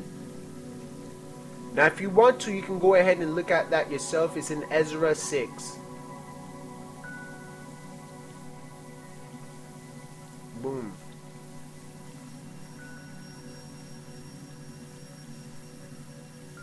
So also at the same time, ShaMaCh kept the feast 7 days, and all Yis-RoyAl with him, a very great congregation, very great almighty congregation, from the entering in of Hamath unto the river Egypt. So from north of Damascus all the way up to Egypt, so which is in northwest Africa, and in the northwest Africa, which is in Egypt. And in the 8th day they made a solemn assembly, for they kept the dedication of the altar 7 days, and the feast 7 days. And on the 23rd day of the 7th month, he sent the people away into their tents for the Feast of Booths, glad and merry in heart for the goodness that Yahweh had showed unto Dawud, and to ShaMaCh, and to Yis-RoyAl his people. So Allahayam's promise and warning. There's references in the first book of Kings, chapter 9, verse 1 through 9. So thus ShaMaCh finished the house of Yahweh and the king's house, And all that came into ShaMach's heart to make in the house of Yahweh, and in his own house, he prosperously effected. And Yahweh appeared to ShaMach by night and said unto him, I have heard thy prayer, and have chosen this place to myself for an house of sacrifice. So Jerusalem is a house of sacrifice. If I shut up heaven that there be no rain, or if I command the locusts to devour the land, the enemy, or if I send pestilence among my people, disease, if my people which are called by my name, Yis-RoyAl, shall humble themselves, abase themselves, and pray, and seek my face, which is the face of truth and spirit, and turn from their wicked ways, then will I hear from heaven, spirit and truth, and will forgive their sin, and will heal their land. Now my eyes shall be open, and my ears attent unto the prayer that is made in this place. For now have I chosen and sanctified this house, that my name may be there forever. Trust that. And my eyes and my heart shall be there perpetually. And as for thee, if thou wilt walk in front of me, with me, before me, as the one thy father walked, and do according to all that I have commanded thee, and shall observe my statutes and my judgments, then will I establish the throne of thy kingdom, according as I have covenanted with Dawud thy father, saying, there shall not fail thee a man to be ruler in Yisrael. Solomon eventually fell to idol worship, but Yeshua shall be in that throne. So the Most High still won't fail David the promise to put someone there still to this day. And Yeshua shall reign there forever. There's no other king, there's no other leader, there's only Yeshua. So, but if ye turn away and forsake my statutes and my commandments, which ye have done, which I have set before you, and shall go and serve other gods, which ye've done, and worship them, which ye've done, then will I pluck them up by the roots out of my land, which I have given them. So Judah been plucked out from the roots out of the land that the Most High gave us. And this house which I have sanctified for my name will I cast out of my sight, and will make it to be a proverb and a byword among all nations, Negro, nigger, black, all this stuff, instead of Judah, children of the Most High, children of the light. And this house which is high shall be an astonishment to everyone that passeth by it. So because of these transgressions, we became an astonishment and a byword and a proverb among the nations. So everyone that passed by be like, ooh, what happened to that Negro? So that he shall say, what hath Yahweh done thus unto this land and unto this house? What did God do to these people? To the black people, quote unquote, bywords. And it shall be answered, because they forsook Yahweh Elohim of their fathers. So for us to return back, we must remember and come back to the Most High, so he don't forsake us, which brought them forth out of the land of Egypt, and laid hold on other gods, and worshipped them, and served them. Therefore hath he brought all this evil upon them. So in the second book of Chronicles, chapter 8, verse 1, these were some Solomon's additional accomplishments. And it came to pass at the end of 20 years, wherein ShaMaCh had built the house of Yahweh, 20 years, at the end of 20 years, in his own house, that the cities which Horam had restored to ShaMaCh, ShaMaCh built them, and caused the children of Yisrael to dwell there. And ShaMaCh went to Hamath Zobah, which is the place north of Damascus, and prevailed against it. And he built Tadmor, which is a city built by ShaMaCh, in the wilderness, in the desert. And all the store cities, the supply and storage cities, which he built in Hamath, which is also north of Damascus, which is Hamath Zobah. Also he built Beth Horon. He built Beth Horon as well, a place sanctified in his two adjoining cities in Palestine. The upper, the most holy of it, I believe, the most sanctified part of Bet Horon, and Bet Horon the nether, which means the lowest of the holies. Fenced cities with walls, gates, and bars, and Bealath, which is a city in Dan, and all the store cities that ShaMaCh had, and all the chariot cities, and the cities of the horsemen, and all that ShaMaCh desired to build in Jerusalem and in Lebanon, which is a wooded mountain range on the north border of Israel, and throughout all the land of his dominion. As for all the people that were left of the Hittites, and the descendants of Heth, and the Amorites, which perhaps is a mountain dwellers, a Canaanite tribe, and the Perizzites, which are the people in the land of Canaan and Haran, and the Hivites, probably villagers, a Canaanite tribe, and the Jebusites, which was in Jerusalem. So these were mainly Canaanites, children of Ham, which were not of Yis-RoyAl, but of their children who were left after them in the land, because some of their children were left in the land after we took the land, whom the children of Yis-RoyAl consumed not, we did not kill them. Them did ShaMaCh make to pay tribute, they had to pay tax, forced labor, forced service, slavery, until this day. But of the children of Yis-RoyAl did ShaMaCh make no servants for his work, but they were men of war, and chief of his captains, and captains of his chariots and horsemen. And these were the chief of King ShaMaCh's officers, even 250 that bear rule over the people. And ShaMaCh brought up the daughter of Pharaoh out of the city of Dawad unto the house that he had built for her. So he was messing with the daughter of Pharaoh, which was the title of an Egyptian king.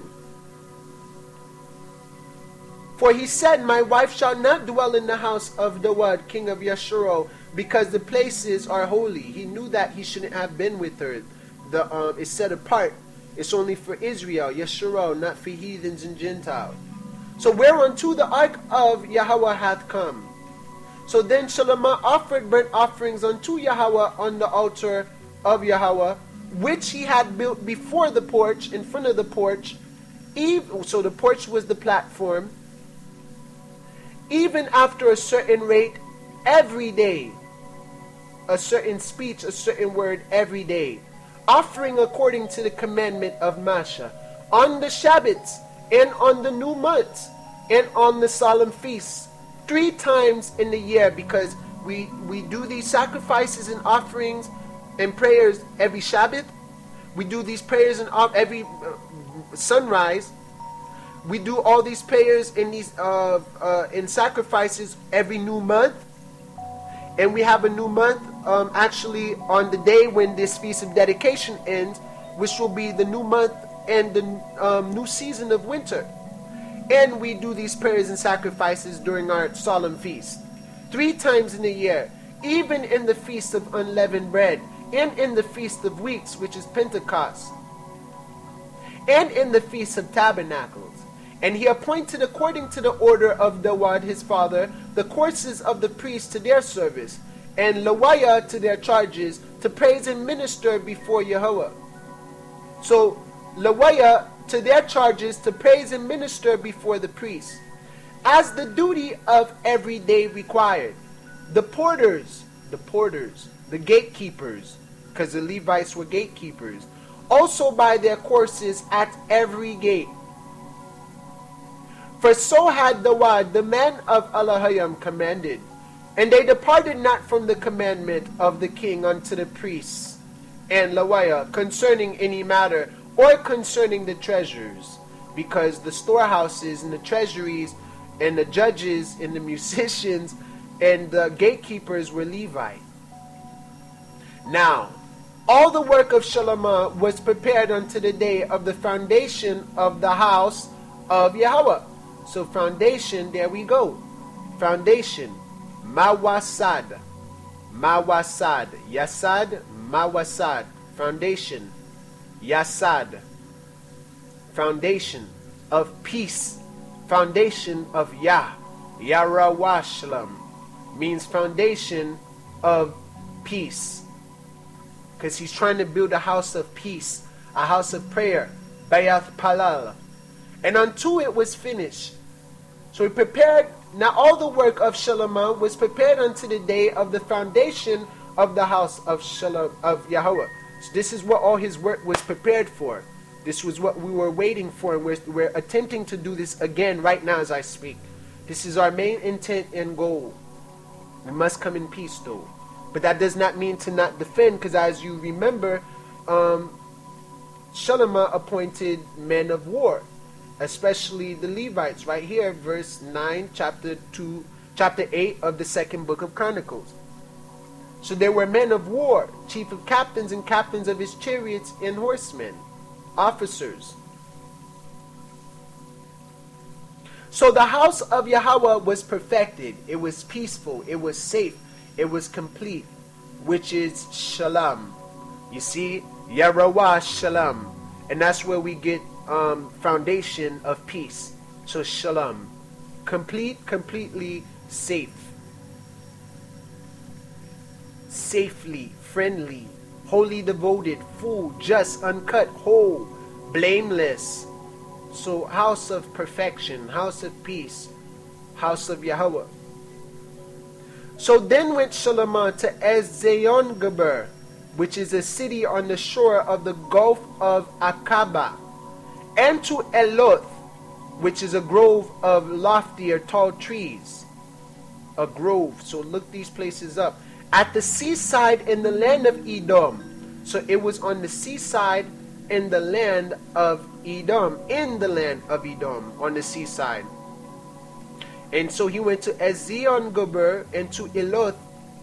And Horam sent him by the hands of his servants ships.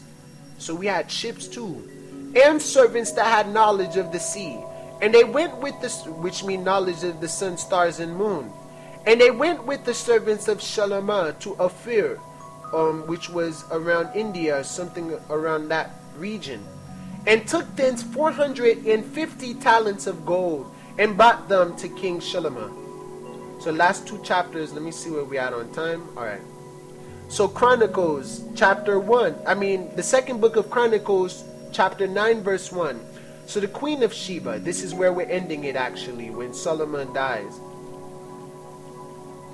So in the first book of Kings, chapter 10, verse 1 through 13, you may want to write that down. You can find some references to this.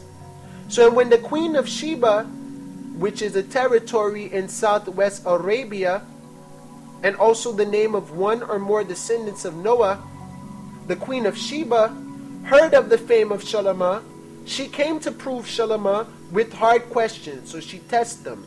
You see, for perplexing questions, enigmatic riddles, at Jerusalem, with a very great company, with a whole army, and camels that bear spices, and gold in abundance, and precious stones. So this must come from him as well, southwest Arabia, which is like southeast Africa.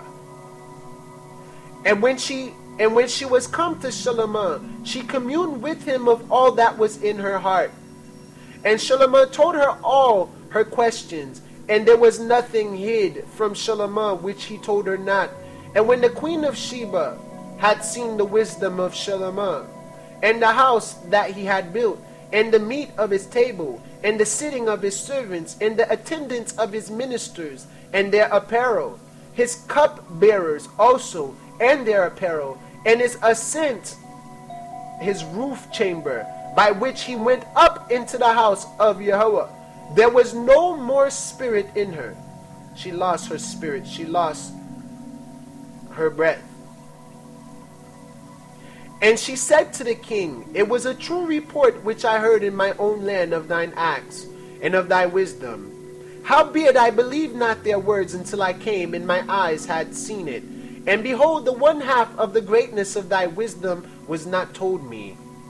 For thou exceedest the fame that I heard. Happy are thy men, and happy are these thy servants, which stand continually before thee, and hear thy wisdom. Blessed be Yahweh, thy Elohim, which delighteth in thee to set thee on his throne, to be king for Yahweh, thy Yah. Because thy Yah love Yis-RoyAl, to establish them forever. Therefore made he thee king over them, to do judgment and justice, righteousness. Shapat wa tazadak. And she gave the king 120 talents of gold, and of spices great abundance, and precious stones. Neither was there any such spice as the queen of Sheba gave King ShaMaCh. And the servants also of Huram and the servants of ShaMaCh, which brought gold from Ophir, brought algum trees, perhaps sandalwood trees, which is also of good scent, and precious stones. And the king made of the algum trees terraces, a highway to the house of Yahweh, and to the king's palace, and harps and the psalteries for singers. And there were none such seen before in the land of Yehoiada in Judah. And King ShaMaCh gave to the queen of Sheba all her desire, whatsoever she asked, beside that which she had brought unto the king. So she turned and went away to her own land, she and her servants. So in verse 13, ShaMaCh's wealth and splendor. Now the weight of gold that came to ShaMaCh in 1 year was 666 talents. Wow, 666 talents of gold. Beside that which mankind, and merchants brought, and all the kings of Arabia, so it was in Arabia, and governors of the country brought gold and silver to ShaMaCh. And King ShaMaCh made 200 targets of beaten gold. 600 shekels of beaten gold went to one target, and 300 shields, my mere 3/6, made he of beaten gold. 300 shekels of gold went to one shield.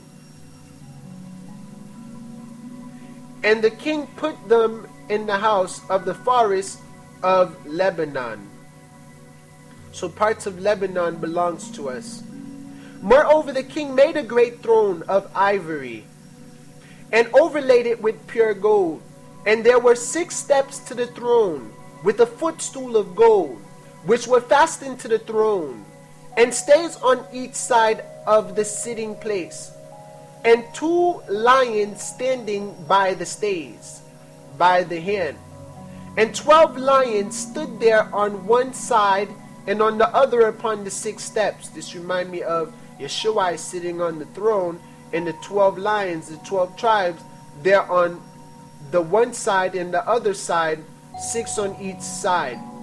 So on the other upon the 6 steps, there was not the like made in any kingdom. And all the drinking vessels of King ShaMaCh were of gold, and all the vessels of the house of the forest of Lebanon were of pure gold.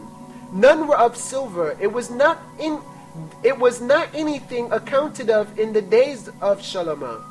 For the king's ships went to Tarshish, a son of Javan, his descendant, and their land. It is also a port on the Mediterranean, with the servants of Huram, the Arameans, probably coming in through Joppa or Tyre. Every 3 years once came the ships of Tarshish, bringing gold and silver, ivory, and apes and peacocks. So when the king ShaMaCh passed all the kings of the earth in riches and wisdom, and all the kings of the earth sought the presence of ShaMaCh to hear his wisdom, psalms, and proverbs, that Allahayim hath put in his heart. And they brought every man his present, vessels of silver and vessels of gold and raiment, harness, equipment, weapons, and spices, balsam, horses and mules arrayed year by year. So he was getting rich. And ShaMaCh had 4,000 stalls, barns for horses, 4,000, and chariots on the back for the horses, and 12,000 horsemen, whom he bestowed in the chariot cities, and with the king at Jerusalem. And he reigned over all the kings from the river even unto the land of the Philistines. because they were under obeisance as well, and to the border of Egypt, the border. And the king made silver in Yerushalayim as stones, probably like coins. And cedar trees made he as the sycamore trees that are in the low plains in abundance, in the lowland. And they brought unto ShaMaCh horses out of Egypt and out of all lands. So the death of ShaMaCh, and there's references in the first book of Kings, chapter 11, verse 41 through 43. Now the rest of the acts of ShaMaCh, first and last, are they not written in the book of Nathan the prophet? So look for the book of Nathan the prophet. It may be whatchamacallit. Hold on, pardon me. It may actually be a lost book or sacred text. Let's check it out real quick while you're here with me. PDF.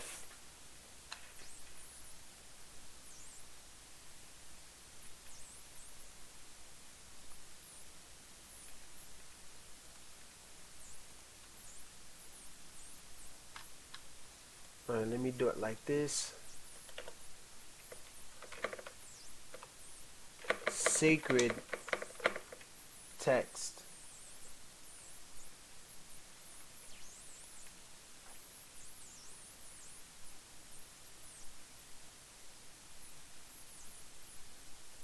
Alright, so I would have to look for it. Let me see what this is right here. So lost books of the Bible. The book of ShaMaCh, the prophet, the book of Nathan, the book of God, the seer. I actually read that book. Book of Joshua. Okay, this right here must be saved for sure. For certain. Alright, so we're going to continue on for now. So in the prophecy of Ahijah, which mean Akya, probably. Akaya, which means brother of Yah or brother God, brother Yah. Akaya probably would mean brother of Yah, brother of Yahweh. The Shilonite, inhabitant of Shiloh, Shayalawanai, Shayalawanai, Shiloh.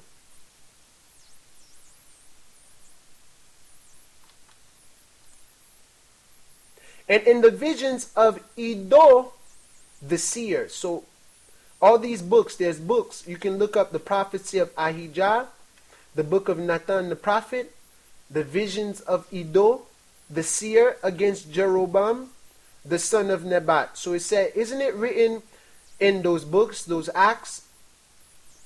And ShaMaCh reigned in Yerushalayim over all Yisrael 40 years. And ShaMaCh slept with his fathers, and he was buried in the city of Dawid his father. And Rehoboam, another king of Judah, his son, reigned in his stead. Now we're done for now. If you want to go ahead and continue reading on, because the people rebelled against Rehoboam or something like that, then the kingdom was divided and things like that. You know, things started to fall. There goes Shemaiah's prophecy. This is the book of it right here.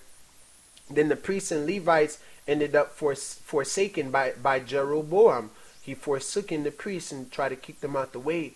And then now we have a list of the descendants of Rehoboam, and that continues on in the Chronicles. Then Egypt eventually invades Judah, and Egypt plunders Jerusalem, and then the death of Rehoboam, you know, and the temple, you know, eventually gets destroyed and all this other stuff. And yeah, you might want to read that whole book, you know, but we're done with that thus far.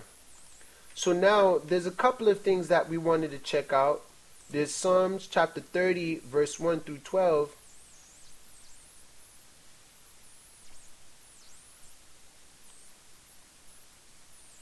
King James Version, where we are on time. Alright, we're good.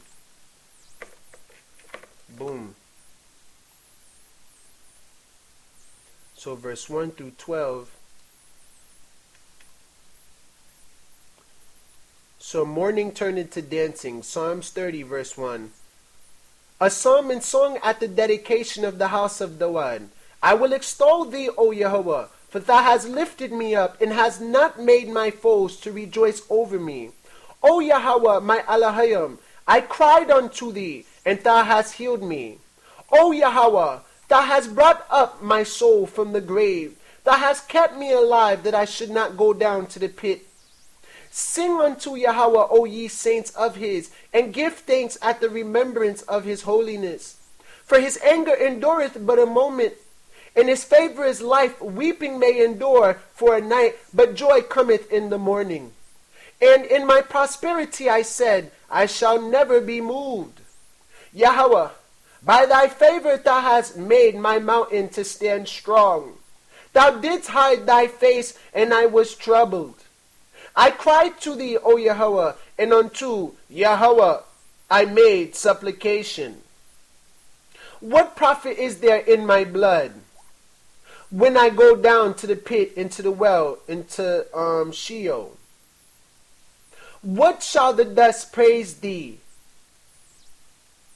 Shall it declare thy truth? Hear, O Yahweh, and have mercy upon me. Yahweh, be thou my helper. Yis-RoyAl.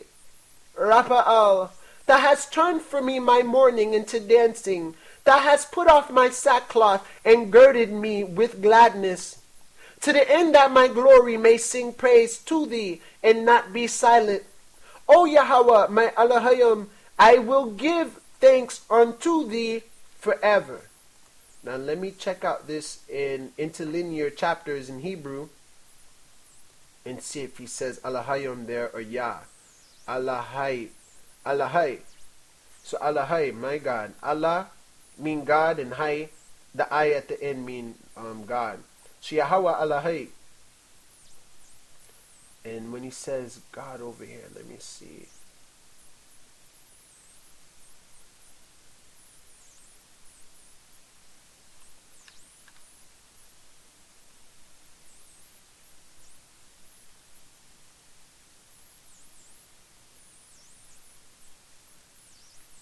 Yep, Allahai. And when he says right here, helper, Iwar. Iwar, to help. Izar. So alright, I'm going to go ahead and save this right here. I would love to read all this in Hebrew for y'all, but there's no time for all of this. There's just so much to share. Man, but I'm going to save that and put it in my thing below. So, that was Psalms chapter 30. We also have Psalms 135, verse 1. So your name endures forever. Praise ye Yahweh. Praise ye the name of Yahweh. Praise him, O ye servants of Yahweh. Ye that stand in the house of Yahweh, in the courts of the house of our Yah. Praise Yahweh, for Yahweh is good. Sing praises unto his name, for it is pleasant. For Yahweh hath chosen Jacob unto himself, and Yis-RoyAl for his peculiar treasure. For I know that Yahweh is great, and that our Adon is above all gods. Whatsoever Yahweh pleased, that did he in heaven, and in earth, in the seas, in all deep places. He causeth the vapors to ascend from the ends of the earth. He maketh lightnings for the rain. He bringeth the wind out of his treasuries. Who out of his chambers? Who smote the firstborn of Egypt, both of man and beast? Who sent tokens and signs and wonders into the midst of thee, O Egypt, upon Pharaoh and upon all his servants? Who smote great nations and slew mighty kings? Sihon, king of the Amorites, and Og, king of Bashan, and all the kingdoms of Canaan, and gave their land for an heritage unto Yis-RoyAl his people. Thy name, O Yahweh, endureth forever, and thy memorial, O Yahweh, throughout all generations. For Yahweh will judge ShaMaCh, his people, in the valley of Yahweh ShaMaCh. to judge. Dayan. So Dayan means to judge. Quarreling, vindicated, vindicate, plead, execute. Judgment. Oh, execute judgment. Dayan. No wonder Dan's name is called Dan. To strive with man. My spirit shall not strive with man. Shall not dispute with man or be with man. For Yahweh will judge his Dayan, his people, and he will repent himself, Nakam, concerning his servants. The idols of the heathen are silver and gold, the work of men's hands. They have mouths, but they speak not. Eyes have they, but they see not. They have ears, but they hear not. Neither is there any breath in their mouths. They that make them are like unto them. So is everyone that trusted in them. Bless Yahweh, Barakatah Yahweh, O Bayath Yisrael, house of Israel. Barak Yahweh, bless the Lord, O house of Arawan, which is the house of Levi. Loya. Barak Yahweh, bless the Lord, O house of Levi. Loya. Lawai. Ye that fear Yahweh. Bless Barak Yahweh. Barak be Yahweh out of Zion. Tazawan. Tazayawan. Let me make sure. Tazayawan. Yep, Tazayawan. Which dwelleth at Yerushalayim, the foundation of peace, the foundation of perfection, the house of prayer. Praise ye Yahweh. Hallelujah Yahweh. So I'm going to go ahead and save that too, because you guys might want to read some of this during prayer time, during the Feast of Dedication. So we got a couple more we got to check out real quick. Let me, boom. Alright, so we also have Psalms 136 verse 1. His loving kindness endures forever. So, oh, give thanks, Tawada, unto Yahweh. Tawada Yahweh. Ab Yahweh. Abya Alahayim. For he is good, for his mercy endureth forever. O give thanks, Tawada, unto the God of gods, for his mercy endureth forever. O give thanks to the Lord of lords, for his mercy endureth forever. To him who alone doeth great wonders, for his mercy endureth forever. To him that by wisdom made the heavens, for his mercy endureth forever. To him that stretched out the earth above the waters, for his mercy endureth forever. To him that made great lights, for his mercy endureth forever. The sun to rule by day, for his mercy endureth forever. The moon and stars to rule by night, for his mercy endureth forever. To him that smote Egypt in their firstborn, for his mercy endureth forever. And brought out Yis-RoyAl from among them, for his mercy endureth forever. With a strong hand and with a stretched out arm, for his mercy endureth forever. To him which divided the Red Sea into parts, for his mercy endureth forever. And made Yis-RoyAl to pass through the midst of it, pass over, to march out of it, for his mercy endureth forever. But overthrew Pharaoh and his hosts in the Red Sea, for his mercy endureth forever. To him which led his people through the wilderness and desert, for his mercy endureth forever. To him which smote great kings, for his mercy endureth forever. And slew famous kings, for his mercy endureth forever. Hallelujah! Tawada Ab Yahweh. Yawam Shabbat Shalom Kwadash. Sihon, king of the Amorites, for his mercy endureth forever. And slew the king, the king of Bashan, of Turkey, for his mercy endureth forever. And gave their land for an heritage, for his mercy endureth forever. Even inheritance unto a possession, a property, an inheritance unto Yis-RoyAl his servant, for his mercy endureth forever. Who remembered us in our low estate, for his mercy endureth forever, and hath redeemed us from our enemies, for his mercy endureth forever. Who giveth food to all flesh, for his mercy endureth forever. Oh, give thanks, Tawada, unto Yahweh Elohim, ShaMaCh of heaven, the God of heaven, the Yah of heaven, for his mercy endureth forever. That was beautiful. Amen. Sons be going in. So now Psalms chapter 72 verse 1. Give the king your justice. A psalm from Shalomah. Give the king thy judgments, O Yahweh Elohim, and thy righteousness unto the king's son. He shall judge thy people with righteousness, and thy people with judgment. The mountains shall bring peace to the people, and the little hills by righteousness. He shall judge the poor of the people. He shall save the children of the needy, and shall break in pieces the oppressor. They shall fear thee as long as the sun and moon endure throughout all generations. He shall come down like rain upon the mown's grass, as showers that water the earth. In his day shall the righteous flourish in abundance of peace, so long as the moon endureth. He shall have dominion also from sea to sea, and from the river unto the ends of the earth. They that dwell in the wilderness, the desert, shall bow before him, in front of him, and his enemies shall lick the dust.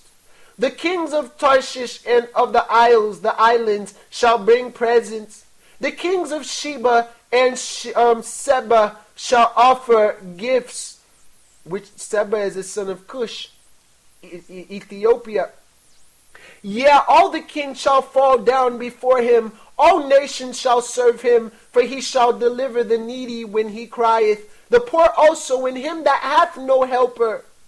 He shall spare the poor and needy, and shall save the souls of the needy. He shall redeem their soul from deceit and violence of Beliar, and precious shall their blood be in his sight. And he shall live, he lives, Yahweh, and to him shall be given of the gold of Sheba.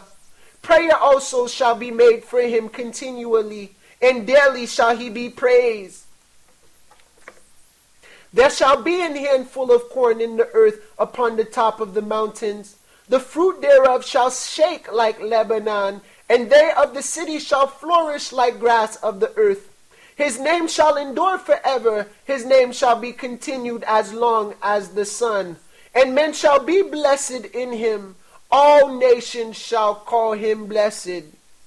Blessed be Yahweh Elohim, Ha'Elohim of Yis-RoyAl, who only doeth wondrous things.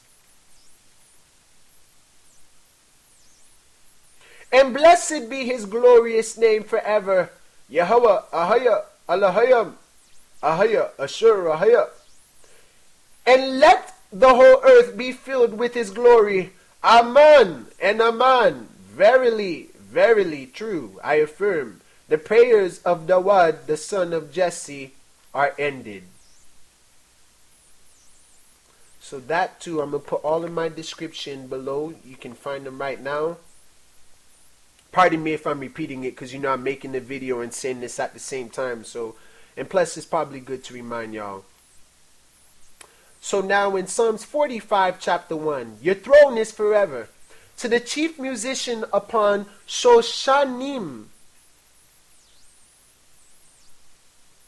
Probably mean lily or something like that. For the sons of Korah and Mashkil, a song of loves. So it's a song. If you translate this into Hebrew, it'll actually rhyme. So my heart is inditing, inditing, which means to keep moving, to steer a good matter. I speak of the things which I have made touching the king. My tongue, Lashawan, is the pen of a ready writer. Thou art fairer than beautiful than the children of men. Grace is poured into thy lips. Therefore Allahayam hath brak thee forever. Gird thy sword, which means to put on thy sword upon thy thigh, O most mighty, with thy glory and thy majesty. And in thy majesty ride prosperously because of truth and meekness, submissiveness and righteousness. Tazadak. And thy right hand shall teach thee terrible things, scary things, fearful things, frightening things. Thine arrows, bows, and missiles are sharp in the heart of the king's eyes, whereby the people fall under thee. Thy throne, O Allahayam, is forever and ever. The scepter, the rod, the staff of thy kingdom, Judah, is a right scepter. Yeshua. Thou lovest righteousness and hatest wickedness. Therefore Allahayam, thy Yah, hath anointed thee with the oil of gladness above thy fellows. All the garments smell of myrrh and aloes and cassia out of the ivory palaces, temple, whereby they have made thee glad. King's daughters were among the honorable women. Upon thy right hand did stand the queen in gold of Ophir, Queen of Sheba possibly. Hearken, O daughter, and consider, and incline thine ear. Forget also thine own people and thy father's house. So shall the king greatly desire thy beauty. For he is thy king, thy master, thy Lord, Adon. And worship thou him. And the daughter of Tyre, a Phoenician city, shall be there with a gift. Even the rich among the people shall entreat thy favor. The king's daughter is all glorious within. Her clothing is of wrought gold. She shall be brought unto the king in raiment of needlework, of sewing. The virgins, her companions that follow her, shall be brought unto thee. With gladness and rejoicing shall they be brought. They shall enter into the king's palace, temple. Instead of thy fathers shall be thy children, whom thou mayest make princes in all the earth. I will make thy name to be remembered in all generations. Therefore shall the people praise thee forever and ever. Hallelujah, Hawa, Ya, Hawa, Alahayam, Ahaya, Aman. So I'm going to save that as well. And that was to the sons of Korah, songs of loves. So we're almost done, y'all. Stick with me. This was a very insightful and informational video. All praise to the Most High. King's Aid. Okay. So now we're going to go into here. Let me see. So Solomon judges wisely. Allahayam grants wisdom, riches, and honor. Shalom's prayer for wisdom. Shalom's rule consolidated. So I'm going to go ahead and just save this. We may not need to go into that right now. I put it first, matter of fact. And the last 1, 2, 3, 4 things we got to check out was here. Where we at on time? Alright, hopefully I'm done by 2 hours 30 minutes. Pardon me for the length of these things. As you can tell, if I rush through it and speak quick, people won't understand and get things, you know. So the unbelief of the Jews, at the time the feast of the dedication took place at Yerushalayim, it was winter. So he said it was winter. And Yeshua was walking in the temple in the portico of Shalom. So they think it was in winter because December is so-called winter. So it's around that time. And look at, they call it Hanukkah, Feast of Dedication. We heard Feast of Light from the book of Maccabees. And it's all called Feast of Dedication. So Yeshua even kept the Feast of Dedication. We also have Exodus chapter 40.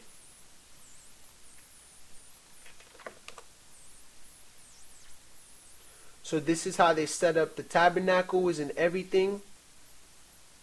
And where they place the incense and everything.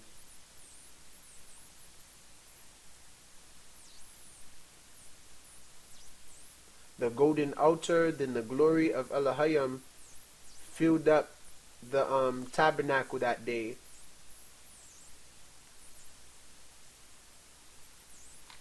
So if you want to, you can go ahead and check that out as well. I put these ones last. Bada bing, bada boom. Don't know where the heck that came from, that word. Bada bing, bada boom. Sound like an Italian thing. I'm going to have to extend my heart to everyone now, because obviously all the nations will come bow down to the Most High and actually act like our God is their God. So the ark brought to the temple, which we have already read. We read the prayer. I'm going to have to keep this up because I'm going to put this on my Facebook.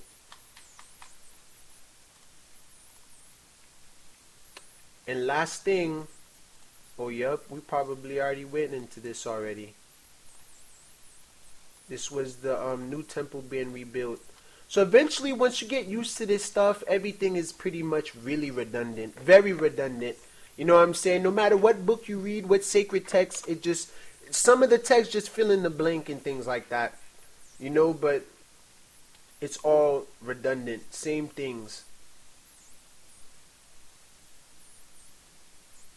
Cyrus, king of Persia, Persia was Iran. The Medes, descendant of Japheth, which would be like, where I know the Persians was, whatchamacallit, the Persians were Iran for sure. The Medes, I'm not sure who they are, but they're descendants of Japheth, which mean they're around that Babylonian area. So as a decree of Darius, yep, the Feast of Dedications is here as well. We probably passed this. The temple completed. Then, yeah, we did pass this before. The Feast of Dedication, then the Passover.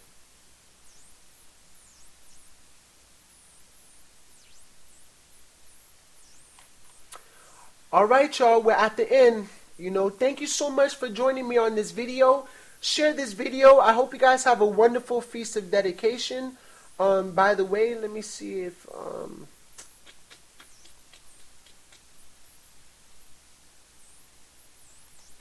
okay, so they call the dedication ChaaNaKaH. So that's what they call it. ChaaNaKaH. So it's ChaaNaKaH. ChaaNaKaH. ChaaNaKaH. So ChaaNaKaH. So have a happy feast of ChaaNaKaH. Let me see what it says here. ChaaNaKaH. ChaaNaKaH. They say in Arabic, ChaaNaKaH of consecration.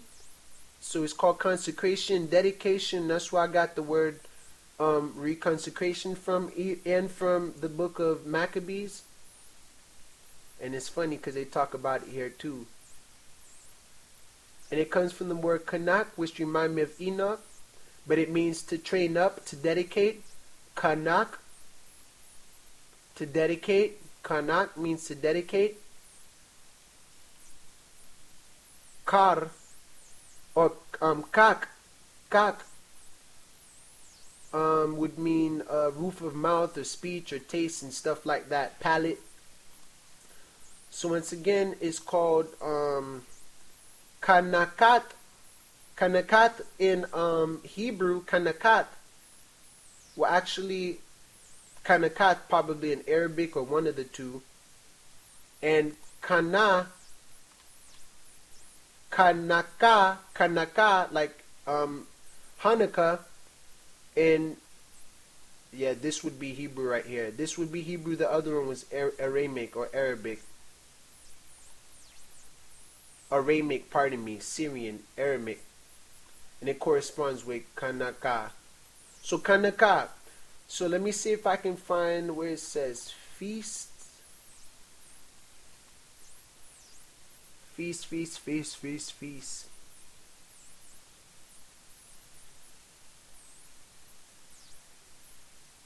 Matter of fact, let's do it like this.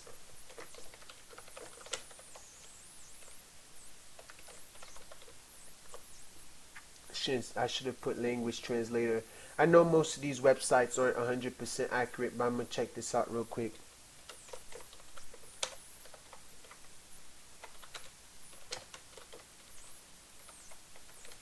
Alright, I gotta learn how to spell this thing.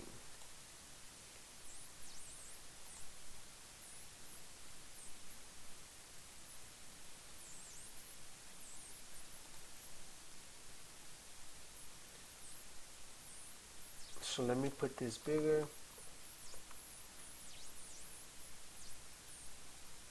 So ChaaG, ShaMaCh, Shal, ChaaNaKaH. So happy, okay, so happy's right here. Shema, or Asher. It was actually supposed to be Asher instead of Shamar. This right here means feast. ChaaG. So ChaaG, ShaMaCh,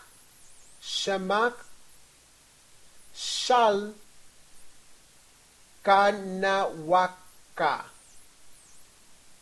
So before we leave, let's go ahead and put that into Hebrew right here for y'all. Alright, pardon me. I'm gonna put it as big as I can. Boom. So it's backwards right here, but hopefully put it the right way in the other page. So it's ChaaG,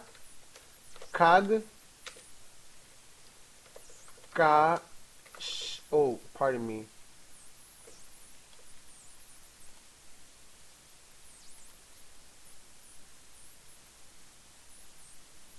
Yeah, this is off right here. Alright, hold on. I'm gonna have to do it this way then.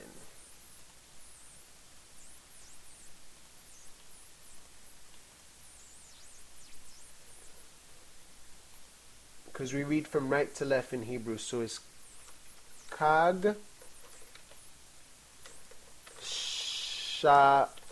ShaMaCh, Shal, which means of. So ChaaG is feast, ShaMaCh is happy, Shal is of. So feast, happy, or happy feast of ChaaNaKaH.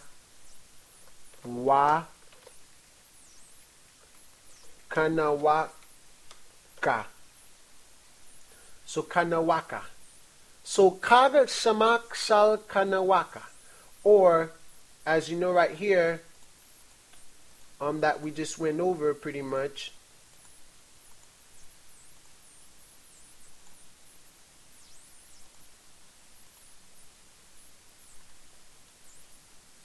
ChaaNaKaH or ChaaNaKaH. ChaaNaKaH, ChaaNaKaH, ChaaNaKaH. I believe it would definitely be ChaaNaKaH.